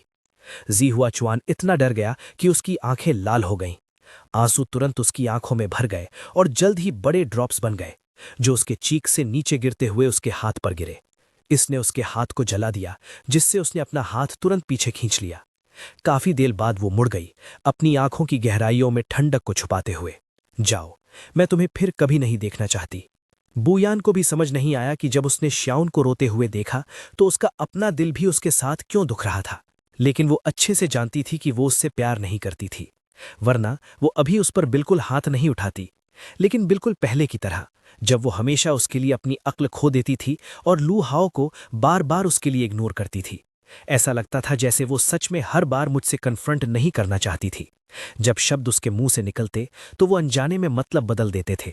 वो अपने दिल को साफ नहीं देख पा रही थी और ना ही अपने शब्दों और कामों को कंट्रोल कर पा रही थी। जब तक मैं मर नहीं गया, उसके दिल पर पड़ा पर्दा उठ गया था और वो आखिरकार अपने दिल को साफ देख सकती थी, जिसने उसके पिछले कामों को और भी इनकॉम्प्रिहेंसिबल बना दिया। उस पल एक एब्सर्ड फॉल्सहुड का एहसास उसके दिल में फैल गया। 5 साल बाद कंट्री सी के एक बार में, शहर के बसलिंग सेंटर से दूर, जब फादर लू और मदर लू ने एक बार फिर अपने बेटे के विदेश में अकेले रहने और मुश्किल वक्त गुजारने की चिंता करते हुए बहुत सारा पैसा ट्रांसफर किया, तो मैं आखिरकार खुद को कॉल करने से नहीं रोक पाया। मॉम, डैड, मैंने आपको इतनी बार बताया है, मैं यहाँ बहुत अच्छा कर रहा हूँ। आपको चिंता करने की जरूरत नहीं है और ना ही इतनी जल्दी जल्दी पैसा भेजने की जरूरत है। मैं बहुत मजबूर था। 5 साल पहले मैंने अपना नाम बदलकर इन टैन्स रख लिया था और यहाँ आ गया। लूस को चिंता थी कि मैं यहाँ अकेला ठीक से नहीं रह पाऊंगा। इसलिए इन सालों में जो काम उन्होंने सबसे ज्यादा किया वो था मुझे पैसा ट्रांसफर करना। मैंने उस पैसे का इस्तेमाल एक स्कूल के पास शांत बार खोलने के लिए किया। कस्टमर बेस स्टेबल है, हर साल एक बैच जाता है और नया बैच आता है। पिछले कुछ साल सच में कंफर्टेबल रहे हैं। बस जैसे जैसे उनके मुझे पैसा भेजने की तादाद बढ़ती गई, मुझे थोड़ी बेचैनी भी महसूस होने लगी। हालांकि मैं इन पिछले कुछ सालों से कंट्री सी में हूं, मैंने अपने देश की खबरों पर भी नजर रखी है। इस तरह से मैं साफ जानता हूं कि पिछले 5 सालों में वहां कितनी चीजें हुई हैं। ग्रैंड माँ बा की मौत बुयान के शहर के बिजनेस वर्ल्ड में एक ताकतवर फिगर बनने से एक दिन पहले हो गई थी। बुयान के शहर के बिजनेस वर्ल्ड में एक ताकतवर फिगर बनने से एक दिन पहले हो गई थी। मुझे दुख है कि मैं उन्हें आखिरी बार नहीं देख सका, लेकिन ग्रैंडमा बा की आखिरी बार देखने के मुकाबले मैं अपनी जिंदगी की थोड़ी ज्यादा कदर करता हूं। बुयान वाकई बहुत आउटस्टैंडिंग है, बिल्कुल वैसा ही जैसा ओरिजिनल नॉवल के प्लॉट में डिस्क्राइब किया गया था। इस वजह से इन 5 सालों के लिए मैंने लूज के साथ कांटेक्ट कम से कम रखने की कोशिश की है। मुझे डर था कि नज़दीकी कांटेक्ट की वजह से वो कुछ अनयूजुअल ढूंढ लेगी। अगर सब कुछ पहले कैसा हो गया तो पिछले 5 सालों की मेरी मेहनत बेकार हो जाएगी। बस पता नहीं क्यों ओरिजिनल प्लॉट के मुताबिक अब तक उसे जी हुआन से कन्फेस कर लेना चाहिए था और उसके साथ रिलेशनशिप बना लेना चाहिए था। लेकिन रियलिटी ये है कि वो 5 साल से सिंगल है। मैंने सुना है कि वो मेरी अर्न रखे हुई है और उसे हर रोज अपने साथ लेकर चलती है। जो लोग कहानी नहीं जानते वो हमेशा उसके गहराई से प्यार में होने की तारीफ करते हैं, लेकिन मुझे हमेशा लगता है कि वो उस अर्न को किसी और पर्पस के लिए रखती है। ये सोचकर मैं कांपने लगता हूँ। मैंने बस चुपचाप फैसला किया कि मुझे फ्यूचर में घर से और भी कम कांटेक्ट रखना चाहिए। अचानक मेरे पीछे से बार पर थपथपाने की आवाज आई। मैंने तुरंत अपना सर घुमाया और मेरी नजर एक पैर गहरी आंखों से मिली। ओनर, एक मार्गरीटा, एक जानी पहचानी आवाज जो मैंने बहुत समय से नहीं सुनी थी। उस शख्स के फीचर्स के साथ जिसके साथ मैंने हजारों दिन और रातें बिताई थीं। इतने जाने पहचाने कि मैं अपनी आंखें बंद करके उन्हें तस्वीर कर सकता था। मैंने बस महसूस किया कि मेरे दिल की धड़कन रुक गई, जिसने मुझे एक पल के लिए वहीं हैरान छोड़ दिया। ओनर, बुयान ने एक आईब्रो उठाई और थोड़ी तेज आवाज में दोबारा पुकारा। मैंने जल्दी से चलती हुई फोन कॉल काट दी, बहुत ज्यादा परेशान महसूस करते हुए। मुझे पता था घर से इतने संपर्क और उसकी इंटेलिजेंस के साथ देर सवेर उसे पता चल ही जाता कि मैं मरा नहीं हूं। मैंने बस इतनी जल्दी उसके आने की उम्मीद नहीं की थी, जिसने मुझे पूरी तरह हैरान कर दिया। मैंने शांत दिखने की कोशिश की, मेरे पास बनी ट्रांसपेरेंट पार्टीशन पर लटके हुए साइन की तरफ इशारा करते हुए, जो टेम्परेरीली क्लोज्ड का साइन था। मैंने बोलने से पहले जानबूझकर अपनी आवाज धीमी कर ली। आज छुट्टी है, हम बिजनेस के लिए खुले नहीं हैं। लुयान हल्के से हंसी, साइन उठाया और मुझे वो साइड दिखाई जो ऊपर की तरफ थी, जिस पर सामने ओपन फॉर बिजनेस लिखा था। उसकी आंखों में अम्यूजमेंट की चमक दिखी। अगर मैं गलत नहीं हूं तो टेम्परेरीली क्लोज साइन कस्टमर्स को दिखाना चाहिए, तभी उसका मतलब होता है ना? मैं दंग रह गया। मेरी नजर उसके हाथ का पीछा करते हुए उस साइन को देखने लगी जो उसने पकड़ा हुआ था। मुझे अभी पता चला कि मैं साइन पलटना भूल गया था। मेरे चेहरे पर तुरंत एम्बैरेसमेंट दिखने लगी। फिर मैंने हाथ बढ़ाकर साइन छीन लिया, टेम्परेरीली क्लोज्ड वाली साइड ऊपर की और उसे वापस लटका दिया। लो, अब ठीक है मिस। हाँ, बार आज टेम्परेरीली क्लोज्ड है। अगर आपको ड्रिंक चाहिए तो आपको किसी और बार में जाना चाहिए। कस्टमर को जाने का कहने के बाद मैंने अपना सिर फिर से नीचे कर लिया और खुद को काम में लगा लिया, पर बार पे खड़ी महिला वहीं खड़ी रही, जाने से मना करते हुए। जब मैं हिचकिचा रहा था कि दोबारा बोलूं या नहीं, बुयान पहले बोली, ओनर, क्या हम पहले कहीं मिले हैं? मेरा शरीर अचानक अकड़ गया और मेरी क्लीनिंग की रफ्तार रुक गई। मुझे लगा जैसे मैं अपने दिल की धड़कन सुन सकता हूं जो मेरी सीने से बाहर निकलने वाली थी। उसने मेरा चेहरा देखा। उसने कोई नतीजा नहीं निकाला, शायद इसलिए क्योंकि उसने तब सच में लू हाओ की बॉडी देखी थी। इसलिए अब वो निश्चित नहीं थी कि ये सच में मैं हूं या बस कोई अनजान व्यक्ति जिसकी शक्ल मिलती जुलती है। अगर ऐसा है तो मुझे भी शांत रहना होगा ताकि उसका संदेह ना बढ़े। ये सोचते हुए मैं काफी देर तक चुप रहा। फिर बिना ऊपर देखे मैंने रूखे ढंग से कहा, मिस, क्या किसी ने आपको कभी कहा है कि आपका बात शुरू करने का तरीका बहुत चीजी है? नहीं, मैंने कभी किसी और के साथ बात शुरू नहीं की।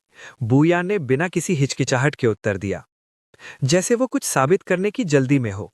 मेरा दिमाग सिर्फ इस बात पर था कि उसे जल्दी से कैसे भेजूं, इसलिए मैंने उसकी बातों का अर्थ नहीं समझा, बस लगातार उसे भगाने की कोशिश करता रहा। विवश होकर उसे एक कदम पीछे हटना पड़ा। तो फिर ओनर, क्या आप कल खुले रहेंगे? ये देखकर कि वो अब बात को और नहीं खींच रही, मैंने चुपके से चैन की सांस ली। एक पल के लिए हिचकिचाने के बाद मुझे डर था कि ज्यादा टाल-मटोल करना साफ दिख जाएगा और उसे समझ आ जाएगा। लेकिन अगर मैंने टाल-मटोल नहीं की तो दो चेहरे इतने मिलते-जुलते होने की वजह से और वो यहाँ तक मेरा पीछा करते हुए आई थी, तो वो पक्का संदेही हो जाएगी। फायदे और नुकसान सोचने के बाद थोड़ी देर बाद मैंने एक न्यूट्रल उत्तर चुना। मेरे मूड पर निर्भर करता है, पक्का नहीं पता कि खोलूंगा या नहीं। ये साफ तौर पर एक शलीन इनकार था, लेकिन लुयान के कानों को ऐसा लगा जैसे उसने कोई हिंट सुना हो, और वो खुद ही बोलती रही, ओनर का मतलब यह है कि अगर ज्यादा कस्टमर्स होंगे तो आप खोलेंगे। उसे ऐसा कहते हुए सुनकर मैंने काफी देर तक खुद को रोका, लेकिन अंत में मैं नहीं रह सका। मैंने ऊपर देखा और उस पर एक नजर डाली, फिर जल्दी से नजरें नीचे कर ली। मिस, अगर आप सच में ड्रिंक चाहती हैं तो पास में ही बहुत से शांत बार और दूसरे बार हैं, शायद दूसरी जगहों पर भी कुछ मिल जाएगा। यहाँ प्रतीक्षा करने की आवश्यकता नहीं है। पिछले 5 सालों में आखिर हुआ क्या है? बुया ने इतनी क्लिंगी क्यों हो गई है? मैंने अपने दिल की चीख को छुपा लिया और उसे ज्यादा पूछने का साहस नहीं किया। वो बस मेरे उत्तर की प्रतीक्षा करती रही, जब तक कि मैंने न चाहते हुए सिर नहीं हिला दिया। वो एक संतुष्ट मुस्कुराहट के साथ चली गई। मुझे सच में समझ नहीं आया कि उसने अचानक ये स्टंट क्यों किया। उसकी आकृति को गायब होते देख मैंने अपना फोन फिर से निकाला लू फैमिली को कॉल करने के लिए। दूसरी तरफ से तुरंत उठाया गया। हाउ, क्या हुआ? क्या कोई बात है? बुयान ने मुझे ढूंढ लिया है। मम्मी, डैड, पिछले कुछ सालों में आखिर हुआ क्या है? मुझे ऐसा क्यों लग रहा है कि वो इतनी बदल गई है? मैंने बोलते हुए अपने टेम्पल्स को मसला। इस स्थिति का सामना करते हुए मुझे बस एक लगातार होने वाला सिरदर्द महसूस हुआ। लू फैमिली एक पल के लिए चुप रही, फिर कुछ हिचकिचाहट के साथ बोली, मुझसे पूछते हुए कि मैंने उस साल अचानक अपनी मौत का झूठ क्यों बोला था। 5 साल बाद मेरे माता पिता ने फिर से पूछा। मैंने एक पल के लिए सोचा और फिर भी उसे नहीं छुपाया, अपने ड्रीम लाइक अवेकनिंग की कहानी फिर से सुनाते हुए। शुरुआत में लू फैमिली हमारे साथ होने के लिए सहमत नहीं थी। इसलिए नहीं कि बुयान गरीब थी और ना ही उन्हें लगा कि वो योग्य नहीं थी। बस बुयान तब मुझसे प्रेम नहीं करती थी। मेरे दबाव का नतीजा पक्का पीड़ा होता, लेकिन मैं वो बेटा हूं जिन्हें उन्होंने अपना पूरा हृदय लगाकर पाला है। वो कैसे अंतिम परिणाम देखते हुए भी मुझे पीड़ा में रहने देते। बस मैं उस वक्त बहुत जिद्दी था। एक बार जब मैंने बोयान पर अपनी नज़र जमा ली तो मैंने पीछे हटने से इनकार कर दिया। तब तक वापस नहीं मुड़ा जब तक मैं एक दीवार से नहीं टकराया। बाद में मैं सच में उस दीवार से टकराया और मुझे एहसास हुआ कि मेरे पेरेंट्स सही थे। अब उनका रवैया बदल गया है। How you? इन पिछले कुछ सालों में तुम्हारी माँ और मैंने उसे कदम दर कदम वहां तक पहुंचते देखा है जहां वो आज है। हम महसूस कर सकते हैं कि वो तुम्हें पसंद करती है। अगर ये सिर्फ एक सपना था तो तुम वापस क्यों नहीं आ जाते? जैसे ही मदर लू ने बात खत्म की, फादर लू की आवाज तुरंत पीछे से आई। सही बात है, हाउ यू? इसके अलावा क्या तुमने ये नहीं कहा था कि उसने तुम्हें वहां पहले ही ढूंढ लिया है? 5 साल हो गए हैं, तो बस वापस आ जाओ। तुम्हारी माँ और मैं इस ट्रिब्यूलेशन का सामना तुम्हारे साथ करेंगे। ठीक है। आखिर में मैं फिर भी तुरंत राजी नहीं हुआ। एक सपोर्टिंग मेल कैरेक्टर का जागना बहुत अजीब लग रहा था। इसलिए ये मेरी उम्मीद के मुताबिक ही था कि लोज ने मुझ पर यकीन नहीं किया। जहां तक बोयान के मुझसे प्यार करने की बात है, मैं उस पर यकीन नहीं करता। हम पूरे 6 सालों तक साथ थे। अगर मैंने बोयान से कभी थोड़ा सा भी प्यार महसूस किया होता तो शायद मैंने उस वक्त बचने के लिए अपनी मौत का नाटक करने का फैसला नहीं किया होता। और अब वो अपने डेस्टिन्ड मेल लीड के साथ नहीं, बल्कि उसने हमेशा मेरी राख की हिफाजत करने को चुना है।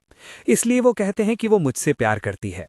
कौन जानता है कि शायद वो मेरी झूठी मौत की वजह से भटक गई हो और एक दिन अपने असली रास्ते पर वापस लौट आए। मैं उस रात करवटें बदलता रहा, पूरी रात सो नहीं पाया। जब सुबह हुई तो आखिरकार मुझे गहरी नींद आ गई, लेकिन जब मैं जागा तो पहले ही दोपहर हो चुकी थी। किसी वजह से मैं काफी अच्छी तरह सोया, इतनी अच्छी तरह कि मेरी यादें ऐसी लग रही थी जैसे मैं अभी किसी सपने से जागा हूं। एक ऐसी उलझन जिसने मेरे लिए ये पहचानना मुश्किल कर दिया कि कौन सा दिन था। मैं काफी देर तक बिस्तर पर हैरान बैठा रहा, इससे पहले कि मेरी यादें आखिरकार वापस आईं। मैं जल्दी से बिस्तर से उठा और जब मैं बाहर पहुंचा तो उम्मीद के मुताबिक बोयान बाहर इंतजार कर रही थी। लेकिन दरवाजे के बाहर सिर्फ वही अकेली नहीं थी, वहां कुछ रेगुलर कस्टमर्स भी इंतजार कर रहे थे। लॉजिकली स्पीकिंग 2 दिन पहले मैंने कहा था कि शायद अगले कुछ दिन ये नहीं खुलेगा, इसलिए शायद वो इसके बाद नहीं आएंगे। अगर लोग आते भी तो वो सिर्फ कुछ इधर उधर के लोग होते। लेकिन इस बार न सिर्फ वो आए, बल्कि वो इतनी बड़ी तादाद में आए। छोटे और बड़े ग्रुप्स उसके आसपास जमा थे। मुझे अंदाजा लगाने की जरूरत नहीं थी, मुझे पहले से पता था। जरूर बोयान ने ही उन्हें बुलाया होगा। बोयान? उसने एक ही नज़र में मुझे इस तरफ आते हुए देख लिया। उसके उदास चेहरे पर आखिरकार एक मुस्कुराहट आई। वो आगे बढ़ी। उसके बात करने के अंदाज में एक गहरा मतलब था। बॉस, आखिरकार आप आ ही गए। जिस पल मैंने बोयान को देखा, मैं अचानक एक क्षण के लिए सुन्न हो गया। मेरी अभी सही हुई यादें फिर से उलझ गईं। मेरी आंखों में थोड़ी उलझन दिखी, लेकिन अगले ही सेकंड वो नॉर्मल हो गईं। एक एक करके बाकी मेहमानों को ग्रीट करने के बाद मैंने दरवाज़ा खोलने के लिए अपनी चाबी निकाली। जैसे ही मैंने अंदर जाने के लिए दरवाज़ा धकेला, मैंने देखा कि वो तुरंत मेरे पीछे आई। मेरे अंदर अचानक चिड़चिड़ाहट पैदा हुई। मैं पहले ही जाने का फैसला कर चुका था, उसके और उसके बचपन के दोस्त के लिए रास्ता बनाते हुए। वो जा हुआ चुआन के साथ देश में सुकून से क्यों नहीं रही और उसके बदले मेरे ठिकाने पर भाग आई। बार जल्दी ही रौनक से भर गया। जब मैं कस्टमर्स की पसंदीदा ड्रिंक्स मिक्स कर रहा था, मुझे महसूस हुआ कि मेरा हाल ही का रवैया और जज्बात समझना थोड़ा मुश्किल था। ये बहुत अजीब था। जब से बोयान आई थी, मेरी यादें उलझती हुई लग रही थी। एक पल के लिए मुझे लगा जैसे मैं अब वो नहीं रहा जो मैं था। खुशकिस्मती से वो एहसास ज्यादा देर तक नहीं रहा। लेकिन आखिर में मैंने फिर भी इन बदलावों की वजह पहचान ली। बोयान बार पर बैठ गई और कल की तरह ही एक मार्गरीटा ऑर्डर किया। एक मार्गरीटा बनाना मुश्किल नहीं है, इसलिए मैंने जल्दी से बनी हुई ड्रिंक उसके सामने रख दी। मिस, ये रही आपकी ड्रिंक। उसने गिलास लिया लेकिन पिया नहीं, बस ध्यान से मुझे घूरती रही और अचानक बोली, मेरा नाम बोयान है। ठीक है मिस बो। मेरे चेहरे के भाव वैसे ही रहे जैसे कि मैं सच में उसे नहीं जानता था। मैंने बस सर हिला दिया। इस मेरे रिएक्शन से उसका सब्र धीरे धीरे खत्म होने लगा। बोयान कंट्री से अकेले आई थी और उसने पहले ही मेरे बारे में इन्वेस्टिगेशन कर लिया था। उसने 1 महीने पहले लो फैमिली की अनोमली का पता लगा लिया था। पहली बार बॉडी देखने के अलावा उसने उनमें अपना बच्चा खोने का कोई दुख नहीं देखा। पहले तो उसे लगा कि वो बस अपना दर्द अंदर छुपा रहे हैं, जब तक उसे पता नहीं चला कि पिछले 5 सालों से लो फैमिली का पैसा लगातार विदेश ट्रांसफर हो रहा था। इन्वेस्टिगेशन के बाद उसे पता चला कि लो फैमिली शायद कोई बहुत बड़ा राज छुपा रही है। लू हाउ यू इन तानजिन, एक जैसे चेहरे, एक जैसा शरीर, एक जैसी उम्र। एक इंसान गायब हो गया और 2 अचानक सामने आ गए। अगर सिर्फ कुछ ही बराबरियां होती तो इसे एक कोइंसिडेंस माना जा सकता था, लेकिन इतनी सारी बराबरियां मिलने के बाद सिर्फ सबसे नामुमकिन जवाब ही बचा था। वो बोली, उसकी आवाज मजबूत इरादे से भरी हुई थी। तुम आखिर कितनी देर तक छुपे रहोगे? मैंने उसकी तरफ देखा। मेरी आंखें उलझन से भरी हुई थीं। मिस बी, क्या आपने मुझे किसी और समझ लिया है? मेरा नाम यिन तेनांजी है। ऑफ कोर्स तुम मुझे ब्रूस भी बुला सकती हो। मैंने दांत भींच कर तय कर लिया था कि मैं कभी नहीं मानूंगा कि मैं लू हाउ हूं। वो मेरा क्या बिगाड़ सकती है? आखिर लू हाउ की असली पहचान 5 साल पहले ही खत्म हो चुकी थी। अब इस दुनिया में सिर्फ यिन तिएन झी ही मौजूद है। बियू यान को बिल्कुल उम्मीद नहीं थी कि मैं ऐसे रिएक्ट करूंगा और वो फौरन गुस्से में हंस पड़ी। यिन तिएन, एक अनाथ जिसके कोई माँ बाप नहीं, 5 साल पहले कंट्री सी आया था रिश्तेदारों के साथ रहने के लिए। लेकिन इन 5 सालों में हालांकि एक बुजुर्ग थे जिनके तुम करीब थे, लेकिन वो कंट्री सी के नहीं थे और कभी यहाँ आए भी नहीं। दूसरे अल्फाज में, जिस रिश्तेदार का तुमने जिक्र किया उसे किसी ने कभी नहीं देखा। और इन चंद सालों में तुम मुल्क के सबसे अमीर खानदान लूज के करीब रहे हो, जो हर 6 महीने बाद तुम्हारे नाम के अकाउंट में बड़ी रकम ट्रांसफर करता है। मिस्टर यिन, क्या तुम इन बातों की वजाहत कर सकते हो? उसकी बातें एक एक करके सुनकर मैं बेइख्तियार सख्त निगल गया। वो इतनी गहराई तक तहकीकात कैसे कर सकती है? डर लगता है कि जब हम साथ थे तब उसने कभी मेरे लिए इतनी मेहनत नहीं की। अब जब मैंने अपनी पहचान बदल ली, अपनी मौत झूठी बनाकर उससे दूर चला गया, वो मेरी नई पहचान की इतनी तफसील से जांच कर रही है। मैंने उसे गुस्से से देखा, मेरी नज़र कुछ बदतमीज सी थी। ये नौजवान लड़की, मेरा तुमसे कोई दुश्मनी नहीं, हम आपस में कोई रिश्ता नहीं रखते। तुम किस बुनियाद पर मेरी तहकीकात कर रही हो? मैं कंट्री सी क्यों आया और किससे मिलता हूं, ये तुम्हारा काम नहीं है, ठीक है ना? बियू यान मेरी बातों से रुक गई। कुछ लम्हों के लिए उसे समझ नहीं आया क्या कहे। फिर थोड़ी देर बाद उसे एक और वजह याद आई। मुझे लू खानदान से एक एहसान मिला था। तुम्हारी हरकतें बहुत मशकूक हैं और तुमने लू खानदान से इतनी बड़ी रकम भी ली है। मुझे हक है कि मैं तुम पर शक करूं कि तुम्हारे इरादे ठीक नहीं। उसने सोचा था कि इससे मैं बोल पड़ूंगा, लेकिन मैंने बस उसे शक भरी नज़र से देखा और फिर से उसकी बात काट दी। चाहे मेरे इरादे गलत भी हों, तुम्हें ढूंढने लू खानदान आना चाहिए। तुम्हारा बीच में बोलना जरूरी नहीं है ना? तुम किस हैसियत से मुझसे सवाल कर रही हो? आंटी लू और अंकल लू की दोस्त के तौर पर या उनके मर चुके बेटे की रखेल के तौर पर? रखेल के ये 4 लफ्ज फौरन लू यान के दिल में चुभ गए। उसकी आंखें तुरंत लाल हो गईं। उसके पतले होंठ जोर से बंद हो गए और आखिर उसने मुझे गहरी नजर से देखा। बिना कुछ कहे वो मुड़कर चली गई। उसके पूरे जिस्म से एक दबाव भरी फिजा महसूस हो रही थी। पता नहीं क्यों उसकी दूर जाती हुई शक्ल में मुझे तन्हाई महसूस हुई। मैंने अपने होंठ हिलाए। मुझे पता था कि मेरी बात थोड़ी ज्यादा सख्त थी, लेकिन आखिर में मैंने उसे नहीं बुलाया। आखिर उन 5 सालों में जब हम साथ थे, क्या लू यान हमेशा ऐसा नहीं सोचती थी? मैं पैसा देता था, वो अपना जिस्म बेचती थी। उसने खुद ये बातें अनेक बार कही थीं। अब ऐसे बेचारी बनकर मेरी हमदर्दी लेने का क्या फायदा? मुझे ये भी पता था कि बो यान ने मुझे ढूंढ लिया है। वो आज की नाकामी की वजह से कभी हार नहीं मानेगी। लगता है अगर मुझे सुकून चाहिए तो मुझे कहीं और शिफ्ट होना पड़ेगा। बस अफसोस की बात है, ये बार 5 साल से मेरे साथ था। अब बो यान के आने से सब डिस्टर्ब हो गया। मैं खड़ा हुआ और दरवाजे की तरफ चला गया ताकि बो यान से बच सकूं, जो अभी भी बाहर खड़ी हार नहीं मान रही थी। इसलिए मैंने घर जाने का इरादा नहीं किया, बल्कि बार का मेन डोर बंद कर दिया। मैं धीरे धीरे ऊपर गया और जैसे ही बिस्तर पर लेटा, फिर भी समझ नहीं आया कि बो यान ये सब क्यों कर रही है। क्या सिर्फ इसलिए कि मैंने पहले उसे पैसे देकर खरीदा था और वो मुझसे बदला लेना चाहती है? लेकिन मैंने बाद में उसे मुआवजा भी दिया था, और वैसे भी ये शुरू में उसकी अपनी मर्जी थी। ये दोनों के लिए फायदेमंद मामला था। तो फिर चाहे वो मुझसे नफरत करती हो, मेरी झूठी मौत के साथ ही सब खत्म हो जाना चाहिए था। फिर वो इतनी हद तक जाकर मेरा पीछा क्यों कर रही है? मैं समझ नहीं पाया, इसलिए सोचना छोड़ दिया और इसी तरह मैं सो गया। बाहर बो यान बिल्कुल मेरे अंदाजे के मुताबिक नहीं गई।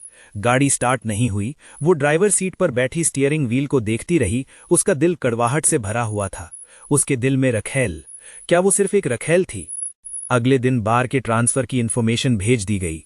मैंने बार की कोई भी चीज अपने पास नहीं रखी। इत्तेफाक से नया मालिक भी बार ही खोलना चाहता था, इसलिए मैंने सब कुछ उसे दे दिया। सब कुछ इतनी तेजी से हुआ कि बो यान भी हैरान रह गई। उसने ये भी नहीं देखा कि मैं कब गया, लेकिन इसी वजह से उसका यकीन और पुख्ता हो गया। मैं ही लू हाउ हूं। मैंने असल में कंट्री सी छोड़कर किसी और मुल्क जाने का प्लान बनाया था, लेकिन हैरानी की बात यह हुई कि मुझे एयरपोर्ट पर बो यान ने रोक लिया। अगर तुम हाउ यू नहीं हो तो फिर भाग क्यों रहे हो? आज तक ब्लू यान को अभी भी समझ नहीं आया है कि मैंने तब अचानक अपनी मौत का नाटक क्यों किया और चला गया। और जब मैंने उसके सवालों का सामना किया, मेरी आंखों में थोड़ी उलझन दिखाई दी। मुझे क्यों भागना पड़ रहा है? मैं किस चीज से भाग रहा हूं? मेरा दिमाग उलझ गया। मेरी यादें बिखरकर वापस जुड़ी जा रही थीं। बस एक पल में मुझे हर जगह पसीना आने लगा। मेरे होंठ सफेद पड़ गए। ब्यूयैन इस अचानक बदलाव से इतनी डर गई कि उसका दिल जोर से धड़कने लगा। मेरे पैरों को कमजोर होता देख जब मैं जमीन पर गिरने वाला था, उसने तुरंत मुझे संभाला, मुझे हॉस्पिटल ले जाने के लिए। हाउ यू, डरो मत, मैं तुम्हें हॉस्पिटल ले जाऊंगी। जैसे ही उसने अपनी बात खत्म की, मेरी सांस काफी हद तक संभल गई थी। मैंने उसकी तरफ अपना सर हिलाया। मुझे घर जाना है। ये देखकर कि मैं बेहतर हूं, ब्यूयैन ने आखिरकार सुकून की सांस ली।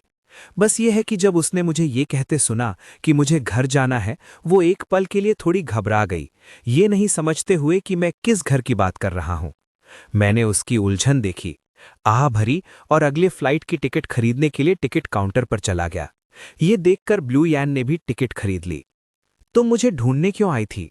वापस घर जाने के लिए प्लेन में बैठने के बाद आखिरकार मैंने अपनी पहचान छिपाना छोड़ दिया। शायद इसलिए भी क्योंकि मैंने देखा कि ब्यूयैन ने पहले ही मेरी पहचान पक्की कर ली थी। इसके अलावा एक और जरूरी वजह थी जिसकी वजह से मैंने अचानक देश वापस लौटने का फैसला किया। जब से ब्यूयैन दोबारा दिखी थी, मेरी यादें चुपके से बदली जा रही थीं। मुझे डर था कि आखिर में मैं सच में अपना असली नाम भूल जाऊंगा। मुझे डर था कि मैं पिछली हर बात भूल जाऊंगा, यहां तक कि अपने माँ बाप को भी। ब्यूयैन ने मेरे सवाल का जवाब दिए बिना मेरी तरफ देखा, बल्कि उसने वो सवाल पूछा जो उसे तब से परेशान कर रहा था जब से उसे पता चला कि मैं मरा नहीं हूं। वो बात, तुमने पहले मुझे उस तरह छोड़कर जाने का फैसला क्यों किया? मैंने पहले पूछा था, तुम पहले जवाब दो। उसके मुझे परेशान करने पर मैंने अपनी नाक को रगड़ा। मुझे बस अपने सर में फिर से हल्का दर्द महसूस होने लगा। एक लंबी खामोशी के बाद ब्यूयैन ने आखिरकार हार मान ली और पहले बोली, मुझे नहीं पता, मैं बस तुम्हें फिर से देखना चाहती थी। मैं देखना चाहती थी कि क्या मेरे बिना तुम एक ज्यादा खुश जिंदगी जी रहे हो, और इसीलिए तुम्हें अचानक मेरी जरूरत नहीं रही, क्योंकि मैं तुम्हारे बिना जिंदगी बर्दाश्त नहीं कर सकती। उसका इकरार खामोशी के नीचे छुपा था, और आखिर में वो बस वो 4 शब्द ही कह सकी। ब्यूयैन दंग रह गई। किसी अनजान वजह से काबू में होने का वो एहसास उस पर फिर से छा गया। उसने अपना मुंह खोला, लेकिन एक और शब्द नहीं कह सकी। पास के दूसरे मुसाफिरों की हल्की बातें मेरे कानों तक पहुंची, जिससे मुझे पता चला कि मेरी सुनने की शक्ति में कोई खराबी नहीं है। लेकिन हैरानी की बात यह थी कि मेरे सामने ब्यूयैन के होंठ हिलते रहे, पर मुझे कुछ भी सुनाई नहीं दिया। उस पल में मुझे अचानक अपनी बदली हुई यादें याद आईं। मेरे दिमाग में एक ख्याल आया। मैं इस सब की असली वजह समझ गया। नॉवल की दुनिया असली है, हम सबको अपने रास्ते पर चलना होगा। मेल सपोर्टिंग कैरेक्टर के तौर पर मेरी किस्मत मौत के साथ तय थी, इसलिए जब मैं नकली नाम इम्तियान के साथ गया, मुझे कुछ नहीं हुआ, लेकिन मैं पहले ही मर चुका था। इसलिए जब ब्यूयैन ने मुझे ढूंढ लिया और ये चाहने लगी कि मैं मान लूं कि मैं लू हायू हूं, मेरी यादें उलझने लगी। मैं धीरे धीरे भूल जाता कि मैं असलियत में कौन था और खुद को असली लू हायू समझने लगता।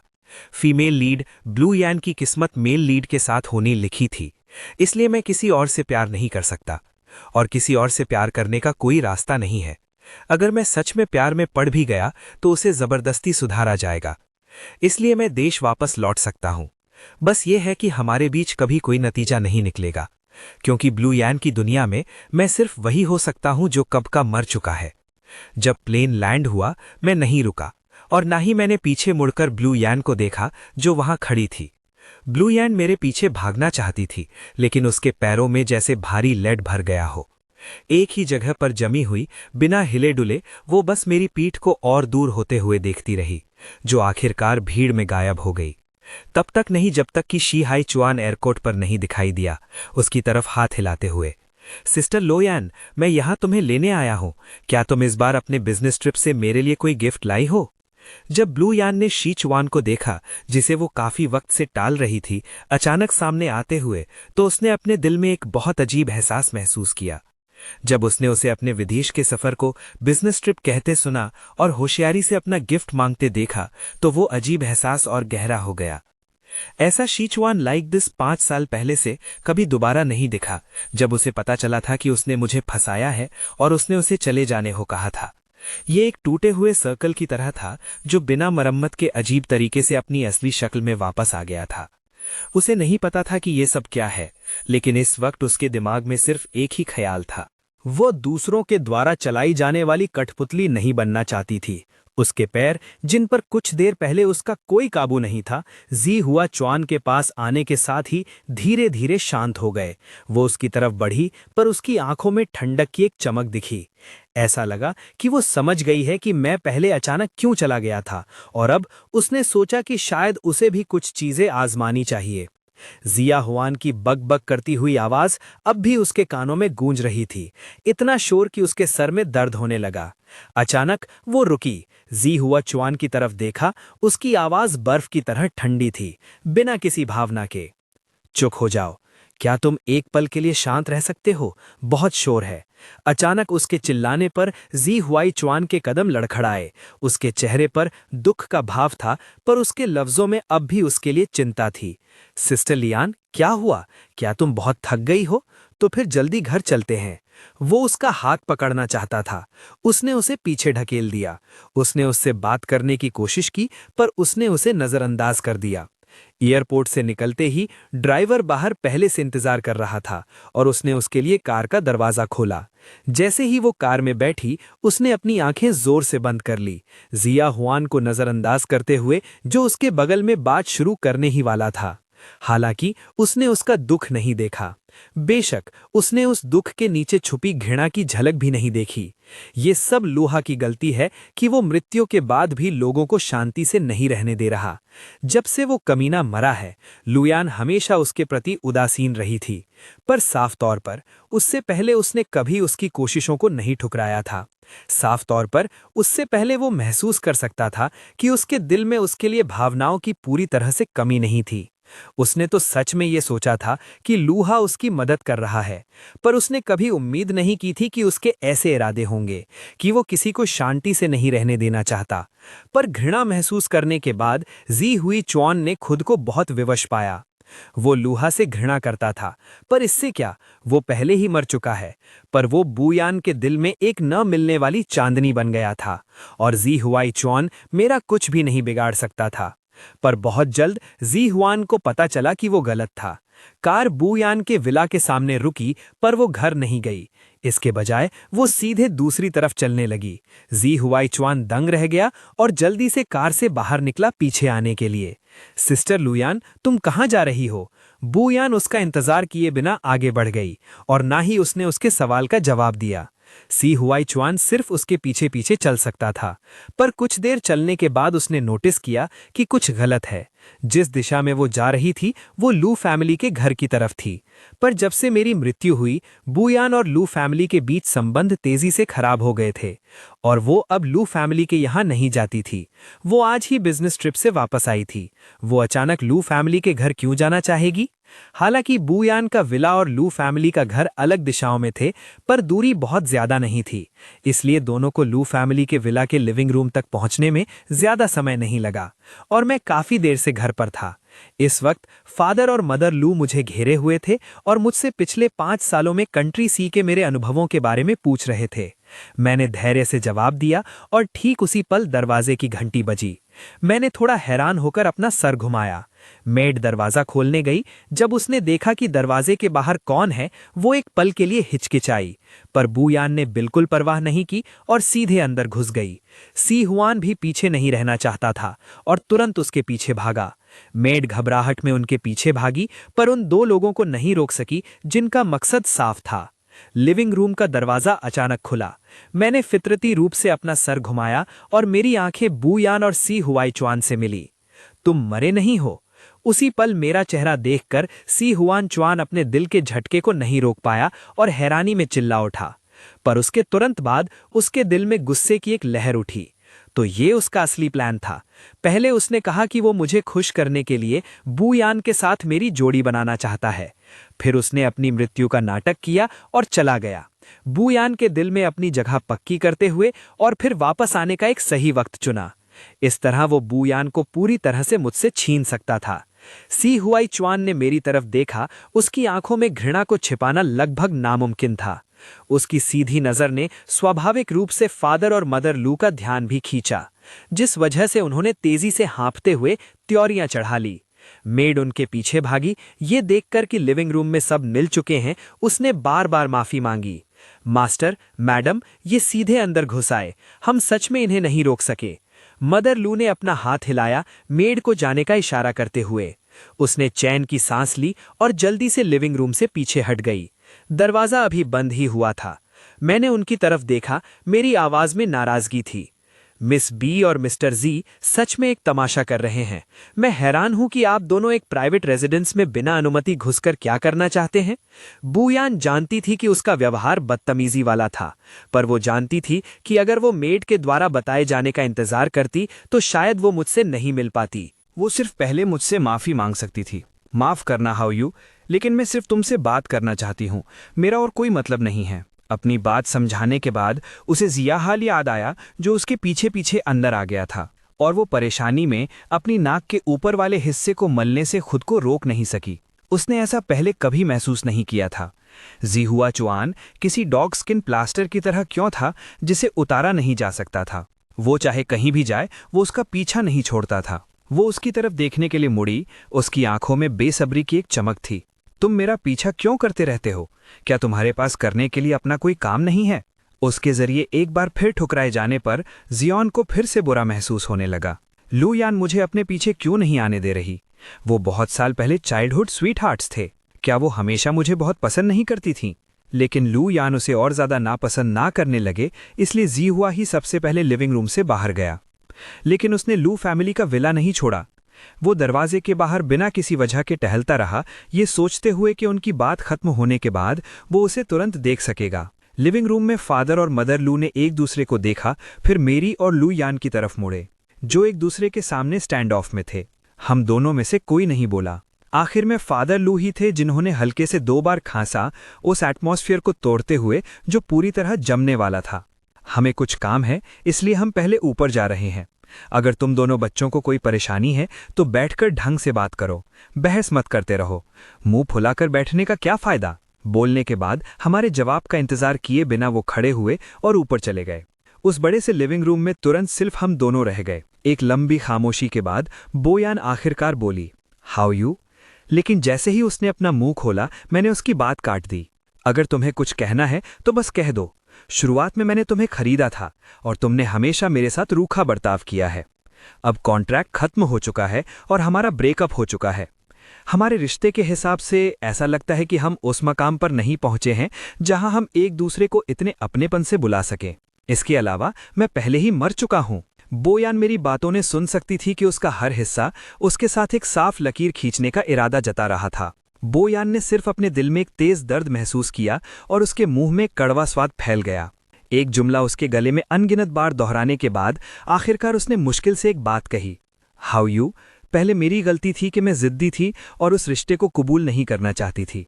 जब तक मैंने तुम्हारे मरने की खबर नहीं सुनी, तब तक मुझे समझ नहीं आया कि मैं कितनी मूर्ख थी। लेकिन हाउ यू, तुम्हें मेरा यकीन करना होगा। मैं तुम्हें सच में पसंद करती हूँ। इससे पहले कि वो अपनी बात पूरी करती, मैंने उसे बीच में रोक दिया। तुम मुझे पसंद करती हो? और फिर क्या? मैंने अपने बुलाने के तरीके को सुधारने की कोशिश की, लेकिन नाकाम रहा। इसलिए आखिर में मैंने उस टॉपिक को नज़रअंदाज करने का फैसला किया और सीधा उसके सब्जेक्ट को जारी रखा। बोयान फिर से दंग रह गई। उसे समझ नहीं आया कि मेरे सवाल का क्या मतलब था, लेकिन मैं बस ठंडा था। मेरी आवाज़ में कोई इमोशन नहीं था। अगर मैं बोयान के साथ उलझता हूं तो उसका सिर्फ एक ही नतीजा है, और वो है मौत। बोयान, मुझे नहीं लगता कि तुमने कुछ अजीब महसूस नहीं किया होगा। प्लेन पर जो हुआ वो अब भी क्रिस्टल क्लियर है, लेकिन मेरा मानना है कि अगर तुम्हें अपनी जागी हुई मेमोरीज के बारे में पता ना भी होता, तब भी तुमने इसका पता लगा लिया होता। लेकिन इस बार उसकी वजह से पैदा हुई कियोटिक मेमोरीज की वजह से मैं तकरीबन बेहोश हो गया था, और उस वक्त उसका घबराया हुआ होना उसे ये समझाने के लिए काफ़ी था कि इस दुनिया में यकीनन कोई मसला है। बोयान ने वो एहसास याद किया जो उसने एक बार महसूस किया था, वो खुलेआम कंट्रोल किए जाने का एहसास। उसके होंठ कांपे, लेकिन वो एक शब्द भी नहीं कह सकी। उसने वाकई इसे महसूस किया था, लेकिन वो अपनी किस्मत को कबूल नहीं करना चाहती थी। उसके पास कोई है जिसे वो पसंद करती है, और वो मेरे बिना किसी दूसरे रास्ते पर चलने के लिए मैनिपुलेट नहीं होना चाहती। उसने अभी पुकारा ही था जब उसे मेरी कही हुई बात याद आई, अगर मैं बोयान के साथ उलझता हूं तो सिर्फ एक ही रास्ता है, मौत। उसने खुद को बुलाने का तरीका फिर से बदलने पर मजबूर किया। जब उसने मेरी तरफ देखा तो उसकी आंखें डिटर्मिनेशन से भरी हुई थीं। हाउ यू, मेरा इंतजार करो, मैं ये कर सकती हूं। मैं बिना किसी और रुकावट के तुम्हारे पास आऊंगी। जब वो दिन आएगा तो कोई भी हमें अब और नहीं रोक सकेगा। मैंने उसे इतने बड़े तौर पर ऐलान करते हुए देखा, एक पल के लिए दंग रह गया और कुछ नहीं कहा। कोई भी हमें अब और नहीं रोक सकेगा। क्या वाकई ऐसा कोई दिन आएगा? प्लॉट के जरिए कंट्रोल ना होना, हमारी मेमोरीज मिटाए बिना तुम्हें किसी और से प्यार करते हुए ना देखना। मैंने एक बार सोचा था कि मैंने ऐसे अंजाम को कबूल कर लिया है, लेकिन जब तक बोयान ने ये बातें नहीं कही थी, मेरे दिल में उम्मीद की एक किरण बेइंतहा फिर से जाग उठी। मैंने उसे ये बातें कहने के बाद मुड़ते और बाहर जाते हुए देखा और आखिरकार थोड़ा उदास होकर अपना सिर झुका लिया। लेकिन बोयान, मैंने तुम्हारा बहुत बहुत लंबे समय तक इंतजार किया है, लेकिन मुझे अब भी यकीन नहीं है कि तुम मुझसे सच में प्यार करती हो, या तुम सिर्फ ऑब्सेशन को प्यार समझने की गलती कर रही हो। वरना मैंने तुम्हारे अंदर मेरे लिए फीलिंग्स कभी महसूस नहीं किए। जब बोयान लिविंग रूम से बाहर आई, जी हुआ चुआन गिराज की दिशा से आ रहा था। जिस पल उसकी आंखें उससे मिली, उसकी सांस अपने आप अटक गई। उसने शायद कुछ नहीं देखा होगा ना? ये सोचते हुए उसने उसके और गराज के बीच गहरी नजर डाली। उसने अपनी आंखें थोड़ी सिकोड़ी और पूछा, तुम कहाँ गए थे? मैं भला क्या कर रहा होता? मैं बस थोड़ा बोर हो रहा था, इसलिए टहलने चला गया। श्याओन ने गुनहगारों की तरह अपना सर हिलाया और जल्दी में अपने हाथ हिलाए, इनकार करने के लिए जबरदस्ती मुस्कुराते हुए। सफाई देने के बाद उसने जल्दी से कोई भी वजह ढूंढ ली बात बदलने के लिए। सिस्टर लू यान, क्या आपकी ब्रदर हाउ से बात खत्म हो गई? देर हो रही है, हमें वापस चलना चाहिए। मेरा जिक्र करते हुए युआन थोड़ा हिचकिचाया।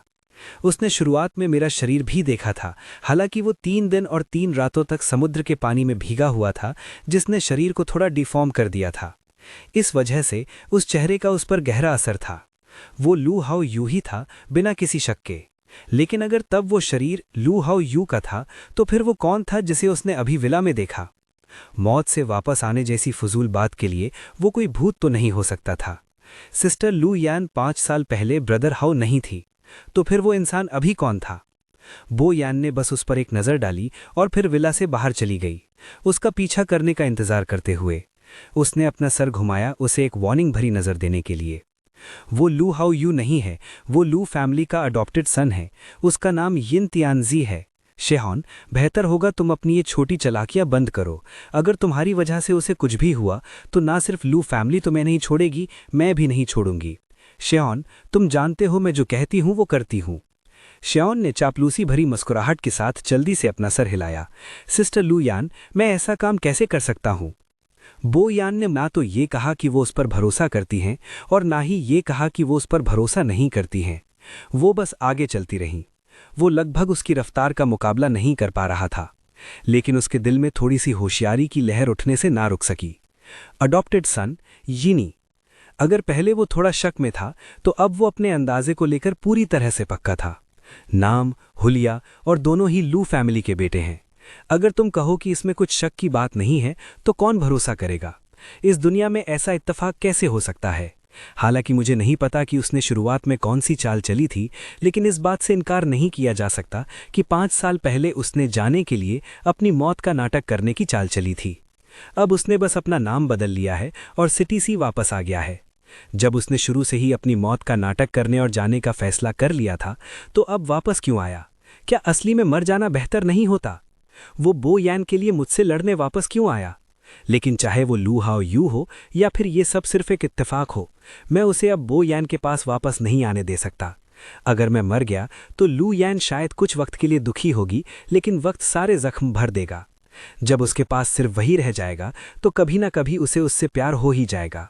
उसने अपना सर पीछे घुमाकर लू फैमिली के विला की तरफ देखा और काफी अच्छे मूड में मुस्कुराया।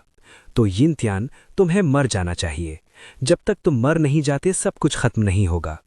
इसी बीच लू फैमिली के विला में मैं चाहे जो हो जाए अपनी पुरानी पहचान इस्तेमाल नहीं करना चाहता। मम्मी और पापा के पास पीछे हटने के अलावा कोई रास्ता नहीं था। अगर तुम इसका इस्तेमाल नहीं करना चाहते तो ठीक है, तुम्हारी मर्जी। फिर कुछ वक्त बाद एक पार्टी रखते हैं और हम तुम्हारी पहचान हमारे अडॉप्टेड सन के रूप में पक्की कर लेंगे। इस तरह से रोज़मर्रा की ज़िंदगी में तुम्हारे लिए ज़्यादा आसानी होगी। मैंने इस ऑफ़र से इनकार नहीं किया और सर हिला दिया। आखिरकार देश वापस आने के बाद मैं बस विला में कैद होकर नहीं रह सकता, इसलिए मेरे पास एक ऐसी पहचान होनी चाहिए जो मुझे बाहर खुलेआम काम करने की इजाज़त दे। लेकिन बो यान ने उस दिन के बाद से मुझे नहीं देखा है। वो कंट्रोल से बचने का रास्ता ढूंढ रही है। ज़्यादा देर नहीं हुई थी कि ये खबर आई कि लू फैमिली अपने नए अडॉप्टेड सन के लिए एक वेलकम पार्टी रखेगी। जब उसे लू पेरेंट्स द्वारा भेजा गया इनविटेशन मिला तो उसने इसे कबूल करने से पहले बस एक पल के लिए हिचकिचाहट दिखाई। वो मुझे देखना चाहती थी, चाहे वो दूर से बस एक नज़र ही क्यों ना हो। वेलकम पार्टी सिटी सी के सबसे बड़े होटल में रखी गई थी। लगभग सभी अमीर खानदानों को इनविटेशन मिला था, लेकिन किसी ने भी लू फैमिली के इस अचानक सामने आए अडॉप्टेड सन के बारे में कभी नहीं सुना था। सिर्फ इस पैमाने को देखकर ही कोई बता सकता था कि लू फैमिली इस अडॉप्टेड सन को कितनी अहमियत देती है। इसने हर किसी की उत्सुकता बढ़ा दी। हर कोई देखना चाहता था कि उस अडॉप्टेड सन का बैकग्राउंड क्या है, जिसने इतने वक्त से शांत लू फैमिली को अचानक इतना बड़ा कदम उठाने पर मजबूर किया, और उसके पास क्या काबिलियत है। वेलकम पार्टी के दिन मेहमान होटल जल्दी पहुंच गए, आज के मेन कैरेक्टर के आने का इंतजार करते हुए।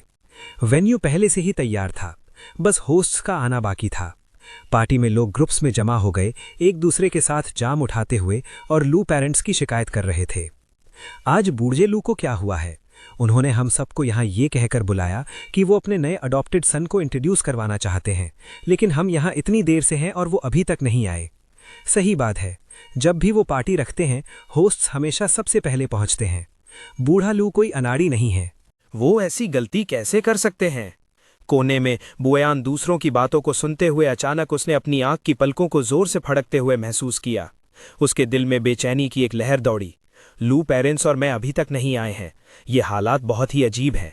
उसके दिल में एक धुंधला सा शक भी पैदा हुआ। कुछ लोग जिनके लू फैमिली के साथ काफ़ी अच्छे संबंध थे, उन्हें आखिरकार एहसास हुआ कि कुछ गलत है। सही बात है, इतना वक्त हो गया है, उनमें से कोई भी नहीं आया है। क्या कुछ हो गया है? शायद हमें पहले उनसे कांटेक्ट करना चाहिए और हालात के बारे में पूछना चाहिए। सही, चलो पहले उनसे कांटेक्ट करते हैं, उनमें से एक ने अपना फ़ोन निकालते हुए कहा। वो फादर लू का नंबर निकालकर कॉल करने ही वाला था कि उसकी स्क्रीन पर एक न्यूज़ अलर्ट आया। आज दोपहर श्वानही रोड पर एक गंभीर कार एक्सीडेंट हुआ। कार में सवार 2 मर्द और एक औरत गंभीर रूप से जख्मी हो गए हैं और उन्हें इमरजेंसी ट्रीटमेंट के लिए हॉस्पिटल ले जाया गया है। एक्सीडेंट की वजह का पता लगाने के बाद ये पता चला कि ब्रेक फेलियर हुआ था। श्वानही रोड, क्या ये वही रास्ता नहीं है जो लू फैमिली के विला से होटल तक आता है? ऊपर से 2 मर्द और एक औरत की जानकारी, ये बिल्कुल ऐसा था जैसे सबको सीधा बताया जा रहा हो कि एक्सीडेंट में वो लू फैमिली की 3 सदस्य थे जो अभी तक नहीं आए थे। बुआयान अचानक खड़ी हो गई, उसकी समझबूझ तुरंत गायब हो गई। जैसे ही वो होटल से बाहर निकली, उसने अपना फ़ोन निकाला और एक कॉल किया। मेरी मदद करो ये चेक करने में कि आज दोपहर के कार एक्सीडेंट के उन 3 लोगों को किस हॉस्पिटल ले जाया गया है। जब एड्रेस भेजा गया, बुआयान बस अपनी कार में बैठी ही थी। उसने बिना रुके उस पर एक नज़र डाली और सीधा कार स्टार्ट की और उस एड्रेस की तरफ तेज़ी से निकल गई जो उसके असिस्टेंट ने भेजा था। 10 मिनट बाद बुआयान हॉस्पिटल पहुंच गई।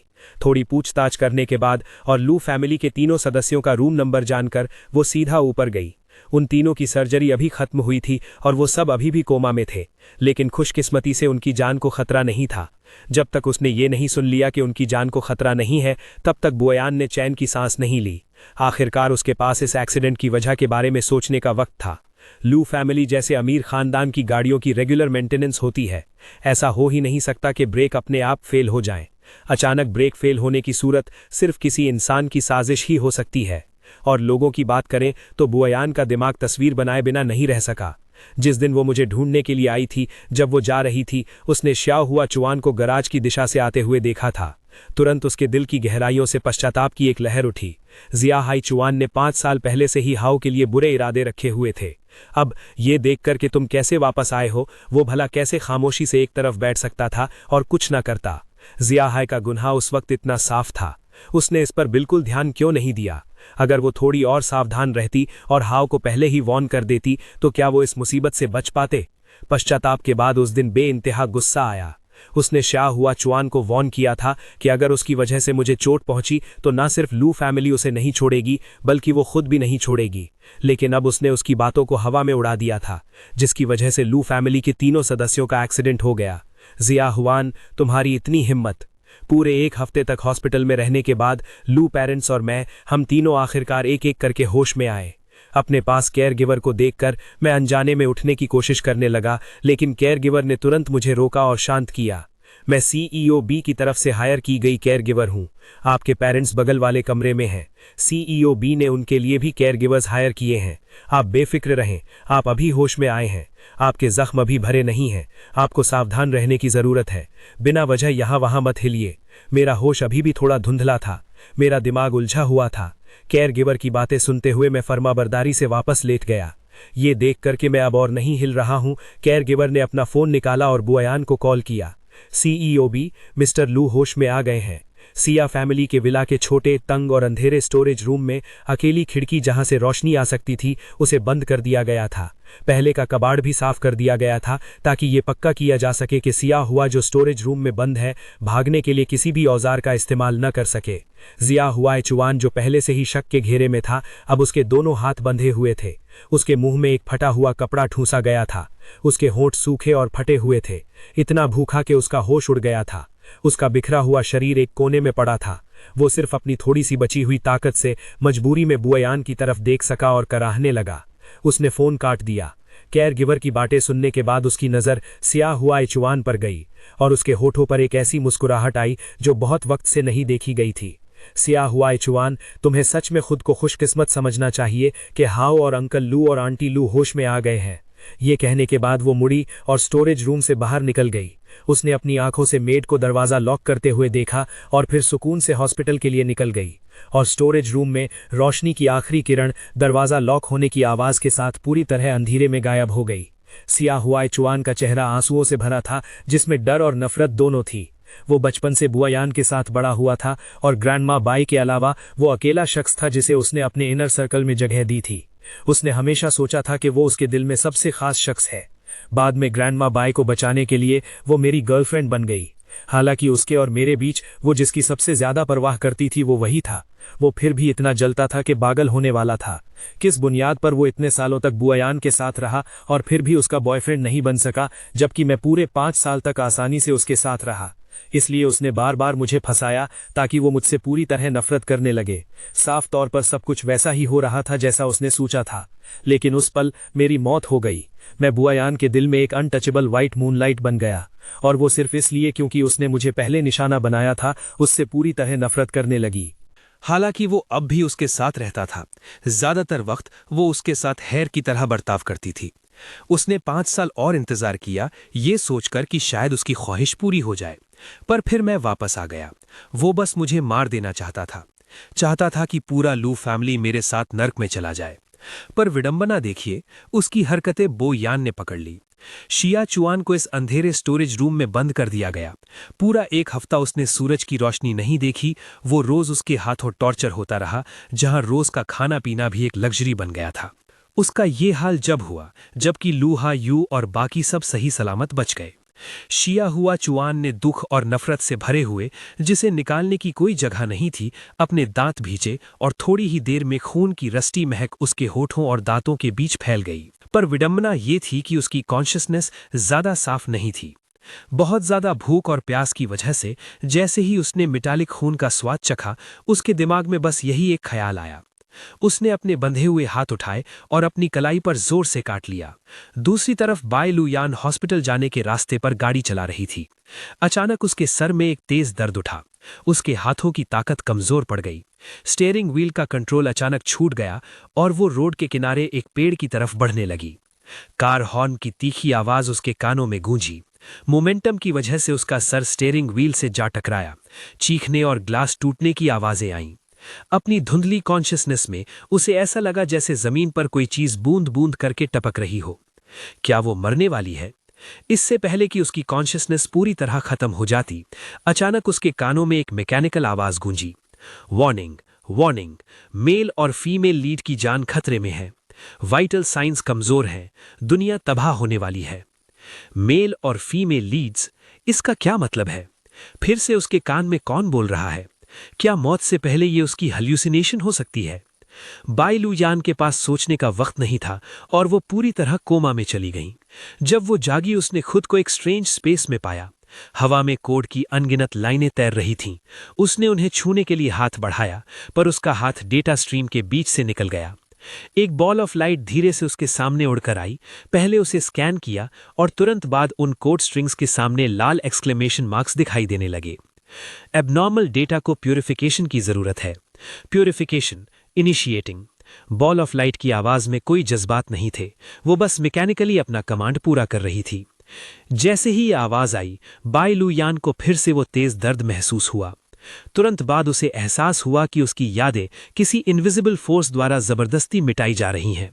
उसने डर के मारे देखा कि वो असल में अपने और लू हा यू के बीच की कुछ यादें भूलने लगी थी। बाई लू यान के दिल में पैनिक फैल गया। वो इस जगह से भागना चाहती थी, पर मजबूर थी। वो रेजिस्ट करना चाहती थी, पर वो उस बॉल ऑफ लाइट को छू तक नहीं सकती थी। और जिस बात ने उसे सबसे ज्यादा डराया, वो बॉल ऑफ लाइट के अगले शब्द थे। मेल और फीमेल लीड के बीच एबनॉर्मल फीलिंग्स को प्यूरिफिकेशन की जरूरत है। रीराइटिंग। फीमेल लीड के दिल में मेल सपोर्टिंग कैरेक्टर के लिए फीलिंग्स हैं, प्यूरिफिकेशन की जरूरत है। रीराइटिंग। फीमेल लीड के अंदर मेल लीड के लिए किलिंग इंटेंट है, प्यूरिफिकेशन की जरूरत है। रीराइटिंग। बॉल ऑफ लाइट के हर शब्द के जरिए बाई लू यान को अचानक किसी चीज का एहसास हुआ। उसने अपना सर उठाया, बॉल ऑफ लाइट को घूरा और दांत पीसते हुए एक एक शब्द बोला, तुम ही वो चीज हो जो मुझे कंट्रोल करती आ रही हो। मैं वो फीमेल लीड हूं जिसके अंदर मेल लीड के लिए किलिंग इंटेंट है। क्या मेल लीड शिया हुआ चुआन हो सकता है? तो फिर मेल सपोर्टिंग कैरेक्टर लू हा यू है। उसका सवाल सुनकर बॉल ऑफ लाइट की आवाज एक पल के लिए रुक गई। थोड़ी देर बाद वो फिर से बोली, ये सिस्टम सिर्फ इस दुनिया के नॉर्मल ऑपरेशन को बनाए रखने के लिए जिम्मेदार है, ये इस सवाल का जवाब देने के लिए जिम्मेदार नहीं है। बॉल ऑफ लाइट का यही रुकना और जवाब देने से इनकार करना ही था जिसने बाई लू यान को डायरेक्टली कंफर्म करवा दिया कि उसका अंदाजा सही था। उसके दिल की गहराइयों से एब्सर्डिटी का एहसास जागा। कोई भी जो ये जान जाए कि जिस दुनिया में वो रहता है असल में सिर्फ दूसरों द्वारा कंट्रोल की गई दुनिया है, उसे ये बात नामंजूर लगेगी। पर इस पल बाई लू यान को अचानक वो जुमला याद आया जो उसने बेहोश होने से पहले सुना था, मेल और फीमेल लीड की जान खतरे में है, वाइटल साइंस कमजोर है, दुनिया तबाह होने वाली है। तो उसने तब गलत नहीं सुना था, बल्कि वो और शिया हुआ दोनों ही जानलेवा खतरे में थे। ये दुनिया तबाह होने वाली थी, इसीलिए उन्होंने मुझे चेक करने के लिए स्पेस में खींच लिया। ये सोचकर बाई लू यान की आंखें चमकी। उसने असल में सोचा था कि अगर मैं एक बार अपनी मौत का नाटक करूं तो मैं कंट्रोल से बच सकती हूं। अगर मैं बस एक बार इसे इमिटेट करूं और अपनी पहचान बदल लूं तो मैं कंट्रोल से आजाद हो सकती हूं। बस बात यह थी कि उसे अभी तक कोशिश करने का मौका नहीं मिला था। कंट्रोल से पूरी तरह बचने का एक मौका बिल्कुल उसकी आंखों के सामने था। अगर मेल और फीमेल लीड की मौत से दुनिया तबाह हो जाएगी और ये चीज जो खुद को सिस्टम कहती है सिर्फ दुनिया के नॉर्मल ऑपरेशन की परवाह करती है, तो उसके पास निगोशिएट करने की जगह थी। तुम लोग मुझे जाने दो, मैं तुम्हारी सो कॉल्ड फीमेल लीड नहीं बनना चाहती, मैं बस हायू के साथ रहना चाहती हूं। बाई लू यान ने गहरी सांस ली, इस डर से कि सिस्टम रिएक्ट करे और उसकी यादों को मिटाना जारी रखे। अगर वो सच में हायू को भूल गई और दूसरों द्वारा कंट्रोल की जाने वाली पपेट बन गई तो उसके लिए मर जाना ही बेहतर होगा। सिस्टम की लाइट चमकी, जैसे कि उसे पूरी तरह समझ में नहीं आया कि उसका क्या मतलब है। फिर उसने उसे दोबारा बोलते सुना, तुम मेरी यादें मिटा सकते हो, लेकिन तुम हायू के लिए मेरा प्यार नहीं मिटा सकते। भले ही मैं अब ये चीजें भूल जाऊं, मेरे जाने के बाद एक दिन ऐसा आएगा जब मुझे वही इंसान याद रहेगा जिसे मैं सच में प्यार करती हूं, ना कि कोई मेल लीड जो तुमने सेट किया है। उस वक्त अगर तुमने मुझे प्लॉट फॉलो करने के लिए मजबूर किया तो मैं पक्का खुद को मार लूंगी। सिस्टम अजीब तरह से खामोश था। उसके चारों तरफ काफी देर तक उछलने के बाद आखिरकार वो बोला, अब कमांड्स का कोई मैकेनिकल रेपिटेशन नहीं था, कमांड एग्जीक्यूट करो। क्या फीमेल लीड बनना अच्छा नहीं है? तुम्हें रिस्क करने लायक अपॉर्चुनिटीज, बेहिसाब वेल्थ और एक ऐसा मेल लीड मिल सकता है जिसका मकसद सिर्फ तुमसे प्यार करना है। जब तक तुम चाहो तुम इस दुनिया की सबसे पावरफुल पर्सन बन सकती हो। उसकी आवाज नर्म हो गई, जिसमें मनाने वाला टोन था, उम्मीद करते हुए कि उसके सामने वाला इंसान उसके छुपे हुए मतलब को समझ सके। जब तक वो अपनी मेमोरी रीराइट करने और अपने रास्ते पर वापस लौटने के लिए मान जाती है, उसके पास वो सब कुछ होता जो वो चाहती थी, सिवाय उस सपोर्टिंग मेल कैरेक्टर के प्यार के जिसे वो चाहती थी। लेकिन ये अफसोस की बात थी, बू यान इससे बिल्कुल भी लालची नहीं हुई। उसने जिद में अपना सर हिलाया। उसकी नज़र मजबूत थी। मुझे कुछ नहीं चाहिए, मैं बस अपने हाउयू के साथ रहना चाहती हूँ। भले ही तुम वो सब खो दो जो तुम्हारे पास अभी है, तुम्हें पछतावा नहीं होगा। सिस्टम इंसानी इमोशंस नहीं समझता था। वो सिर्फ इतना जानता था कि उसकी नज़र में ऐसा फैसला बेनिफिशियल नहीं था। लेकिन बू यान ने सर हिलाया। कोई पछतावा नहीं, लेकिन लू हुआ यू का मरना तय है। इस आइडेंटिटी के वजूद का मतलब ही फीमेल लीड के साथ उसके एंटेंगलमेंट को पूरा करना और आखिर में फीमेल लीड के हाथों मरना है। सिस्टम की बातों ने बो यान्स का दिल ठंडा कर दिया। वो वहीं जम गई, उसका दिमाग बिल्कुल ब्लैंक हो गया। तो भले ही उसने एक बार अपनी मौत का नाटक किया, क्या वो फिर भी अपनी तय की गई फेट से मिलेगा? सिस्टम ने उसके डेज्ड एक्सप्रेशन को सेटिस्फैक्शन के साथ देखा, अपने दिल की बुरी चाहत को पूरा करते हुए।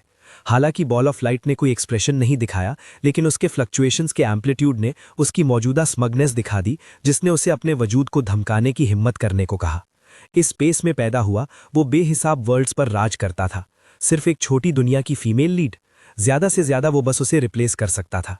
जैसे ही उसके ख्याल इस पल अचानक रुके, फ्लक्चुएशंस भी अचानक रुक गए। ये सही नहीं है। क्या वो ये नहीं चाहती कि वो फीमेल लीड ना रहे? सिस्टम एक पल के लिए वहीं रुक गया।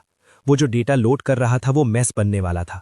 एक पल में उसने हार मान ली, प्लॉट की प्रोग्रेशन पर नजर डालने का दिखावा किया और बू यान को छेड़ना बंद कर दिया। हाया, तो लू हुआ यू ने अपना पार्ट 5 साल पहले ही खत्म कर दिया था और प्लॉट के मुताबिक मर गया था। जब तक उसने ये सिस्टम से नहीं सुना, तब तक बू यान होश में नहीं आई। ये पता चला कि जब उसने कहा लू हुआ यू का मरना तय है, तो उसका मतलब वही था जो मैंने उसे पहले बताया था। उसने चैन की सांस ली, लेकिन सिस्टम की तवज्जो वापस उसकी तरफ मुड़ी। जो कुछ भी तुम्हारे पास अभी है, वो फीमेल लीड की ऑरा की वजह से है। अगर तुम सच में रियल वर्ल्ड में वापस जाने के बाद फीमेल लीड की इस आइडेंटिटी को छोड़ने का फैसला करती हो, तो तुम्हारे पास कुछ नहीं बचेगा। हर सपोर्टिंग कैरेक्टर के पास लू हुआ यू की तरह सबसे अमीर आदमी का इकलौता बेटा बनने जैसा अपॉर्चुनिटी नहीं होता। अगर तुम अपनी मर्जी से फीमेल लीड आइडेंटिटी छोड़ देती हो, तो कोई और फीमेल लीड की जगह ले लेगा। तुम लू हुआ यू की तरह अपना नाम तक नहीं रख पाओगी। अगर वो लू हुआ यू है, तो उसका मरना तय है। अगर वो यिनटेंस है, एक माइनर कैरेक्टर जिसका कभी जिक्र नहीं हुआ, तो वो उस रास्ते पर चल सकता है जो वो चाहता है।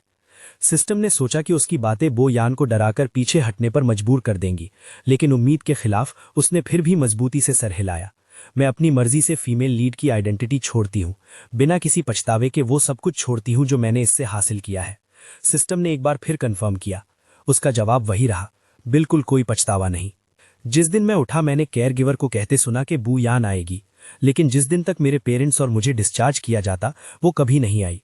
मैंने पहले सोचा कि केयर गिवर मुझसे झूठ बोल रही थी, लेकिन बाद में मुझे पता चला कि बो यान का कार एक्सीडेंट हो गया था और वो गंभीर रूप से इंजर्ड थी। वो लगभग मरने वाली थी। मेरा दिल बैठ गया। मैंने जल्दी से केयर गिवर से मुझे उसे देखने ले जाने के लिए कहा। इंटेंसिव केयर यूनिट में बो यान कोमा में थी। उसके ऑक्सीजन मास्क पर सिर्फ धुंध की एक पतली सी लेयर थी, लेकिन उसके पास वाले इलेक्ट्रोकार्डियोग्राम ने दिखाया कि वो अभी भी जिंदा थी। केयर गिवर ने कहा कि उसका एक्सीडेंट उस दिन हुआ जब वो मुझसे मिलने आ रही थी। जब वो ड्राइव कर रही थी, वो अचानक बिना किसी वार्निंग के बेहोश हो गई। इसी वजह से एक्सीडेंट हुआ। इसने मुझे अंदर से थोड़ा गिल्टी महसूस करवाया। 5 साल बाद दोबारा मिलने के बाद मैंने सच में उसके साथ कभी अच्छा बर्ताव नहीं किया था, क्योंकि मैंने कहा था कि मैंने कभी मेरे लिए उसका प्यार महसूस नहीं किया। लेकिन अब उसे हॉस्पिटल बेड पर बेजान लेटा देखकर मेरे दिल में एक दर्द उठा। मेरे पेरेंट्स और मेरा कार एक्सीडेंट हुआ था और वो हमारा ख्याल रखने के लिए वहां थीं। लेकिन जब उसका कार एक्सीडेंट हुआ, मुझे तब पता चला जब मैं पूरी तरह से रिकवर हो गया था। मुझे माफ कर देना लू यान, सच तो ये है कि मुझ पर उसका कोई कर्ज नहीं है। हमारा रिश्ता उस वक्त कुछ ऐसा था जो मैंने उस पर जबरदस्ती थोपा था। ये नॉर्मल है कि वो मुझे पसंद नहीं करती थी। बाद में मैंने उस रिश्ते से पीछा छुड़ा लिया अपनी बुरी किस्मत से बचने के लिए, लेकिन वो लगातार मेरा पीछा करती रही। मेरे दिल में उसके लिए 5 साल पहले वाली बात को लेकर नफरत थी। मैंने कभी उसकी इंडिफरेंस को दिल पर नहीं लिया। मैंने अपना सर झुकाया। मेरी आवाज थोड़ी भर आई थी, लेकिन मेरी आंखों के कोने से मैंने देखा कि उसकी फिंगर हिलती हुई महसूस हुई। मेरे दिल की धड़कन रुक गई। मैं तेजी से कॉल बेल दबाने के लिए भागा। थोड़ी देर बाद एक डॉक्टर भागता हुआ आया। लू यान होश में आ गई थी। जब उसने अपनी आंखें खोली, डॉक्टर जा चुका था। सिर्फ साथ वाली नर्स एक आदमी को इंस्ट्रक्शंस दे रही थी। उसने अपना सर मेरी तरफ देखने के लिए मोड़ा। बो यान की नज़र 1 सेकंड के लिए रुक गई जब उसने वो चेहरा देखा। लू यान यू, एक आदमी जो 5 साल पहले मर गया था। नहीं, ये सही नहीं है। उसे वो वेलकम पार्टी याद आई जिसके लिए लू फैमिली ने कुछ दिन पहले सबको इन्विटेशंस भेजे थे, और फिर वो समझ गई, वो वही यंग मास्टर यिन था। उसने फितरती तौर पर माथे पर बल डाले क्योंकि लू फैमिली के लिए उसके दिल में कोई अच्छी फीलिंग नहीं थी। ये देख कर के मैं उसके पास जाने वाला हूं, उसमें तुरंत मुझे रोकने के लिए बोला, तुम यहाँ क्या कर रहे हो? वो जानी पहचानी मगर अजनबी आवाज ने मुझे हैरान कर दिया। मुझे उम्मीद नहीं थी कि वो ऐसा रिएक्ट करेगी। जैसे ही मैं समझाने के लिए अपना मुंह खोलने वाला था, मुझे एहसास हुआ कि कुछ गलत था। वो बोयान नहीं थी, या फिर सही कहूं तो वो इंसान नहीं थी जिसने थोड़ी देर पहले कहा था कि वो मुझे पसंद करती है और अपनी पूरी कोशिश करेगी। वो बोयान जो बिना किसी रुकावट के मेरी तरफ चली आती थी, बल्कि ओरिजिनल प्लॉट वाली बोयान जैसी लग रही थी, जो मुझसे हद से ज्यादा नफरत करती थी। ये एहसास होते ही मैंने तुरंत अपने चेहरे के जज्बात छुपा लिए। मैं तुमसे मिलने और तुम्हारा शुक्रिया अदा करने आया था। कुछ वक्त पहले जब मेरे पेरेंट्स और मैं कार एक्सीडेंट में थे, तुमने हमारा ख्याल रखने के लिए किसी को रखा था। मैं तुम्हारा ये कर्ज चुका दूंगा। बोलने के बाद मैंने बोयान के रिएक्शन की तरफ नहीं देखा और सीधा वहां से जाने के लिए मुड़ गया। हॉस्पिटल के कमरे से निकलते हुए मेरे कदम धीरे धीरे सुस्त हो गए। अगर अब वाली बोयान ओरिजिनल प्लॉट वाली बोयान बन गई है, तो क्या पहले वाली बोयान गायब हो गई है? मैं थोड़ा परेशान सा हॉस्पिटल से बाहर निकल आया। लू के पेरेंट्स पहले से कार में मेरा इंतजार कर रहे थे। मेरा चेहरा देखकर उन्हें लगा कि बोयान को गहरी चोट आई है और वो परेशानी में सवाल पूछने लगे। लेकिन हैरत की बात यह है कि मैंने सिर्फ अपना सर हिलाया। वो होश में है, बस अब शायद उसका लू फैमिली से कोई लेना देना नहीं होगा। लू के पेरेंट्स मुझसे कोई वजह नहीं निकलवा पाए, इसलिए वो सीधा घर की तरफ निकल गए। लेकिन जब हम लू फैमिली विला पहुंचे, वो कार जिसे सीधा गराज में जाना चाहिए था, उसके बजाय लू फैमिली विला के गेट पर रुक गई। मास्टर, मैडम, यंग मास्टर, ऐसा लगता है गेट पर कोई है, ड्राइवर ने कहा। हम तीनों ने अपना सर बाहर निकालकर देखा। थोड़े हैरान होकर गेट के सामने वाकई एक पतला सा इंसान दुबक कर बैठा था, क्योंकि हमें चेहरा साफ नजर नहीं आ रहा था। लू के पेरेंट्स ने अनजाने में सोचा कि वो कोई बेगर है और उन्होंने माथे पर बल डाले, किसी को उसे भगाने के लिए कहने ही वाले थे। अचानक मेरे दिमाग में एक ख्याल आया। मैंने लू के फादर और लू के मदर को रोका और सीधा कार से बाहर निकल गया। मुझे सीधा बेगर की तरफ जाता देख लू के पेरेंट्स मुझे वक्त पर रोक नहीं पाए और वो भी कार से बाहर निकल आए। तब तक मैं उस इंसान के सामने मजबूती से खड़ा हो चुका था। तुम कौन हो? तुम यहाँ क्यों हो? उस बेगर ने अपना सर उठाया और वही चेहरा सामने आया जिसे मैंने कई सालों से संभाल कर रखा था। जब उसने देखा कि वो मैं हूं, तो उस औरत की आंखों में तुरंत खुशी और हैरत नजर आई। हाय यू, मैंने तुमसे कहा था कि मैं बिना किसी रुकावट के तुम्हारी तरफ चलकर आ पाऊंगी। मैंने कर दिखाया। अब से मैं फीमेल लीड लो यान नहीं हूं, सिर्फ श्वासिन हूं। लेकिन इसकी कीमत यह है कि मेरे पास अब कुछ नहीं बचा। तो क्या तुम मुझे एक बार फिर खरीदने के लिए तैयार हो? बस खाना और रहने की जगह देना ही काफी है। मैं तुम्हारा बेड गर्म कर सकती हूँ। उसे ऐसा कहते सुनकर मैं तुरंत समझ गया, बोयान फीमेल लीड है, उसे अपने प्लॉट लाइन को फॉलो करना होगा। इसलिए वो बोयान जो मुझसे प्यार करती है, अब वो श्वासिन बन गई है, जिसके पास कुछ नहीं है। मैं उसे देखकर मुस्कुराया और सर हिलाया। ठीक है, लेकिन मेरी बहुत सी डिमांड्स हैं। अगर तुम उन्हें पूरा नहीं कर पाई तो मैं तुम्हें नहीं रखूंगा। श्वासिन ने जल्दी से सर हिलाया। हाँ यंग मास्टर, मैं गारंटी देती हूं कि आप मुतमईन होंगे।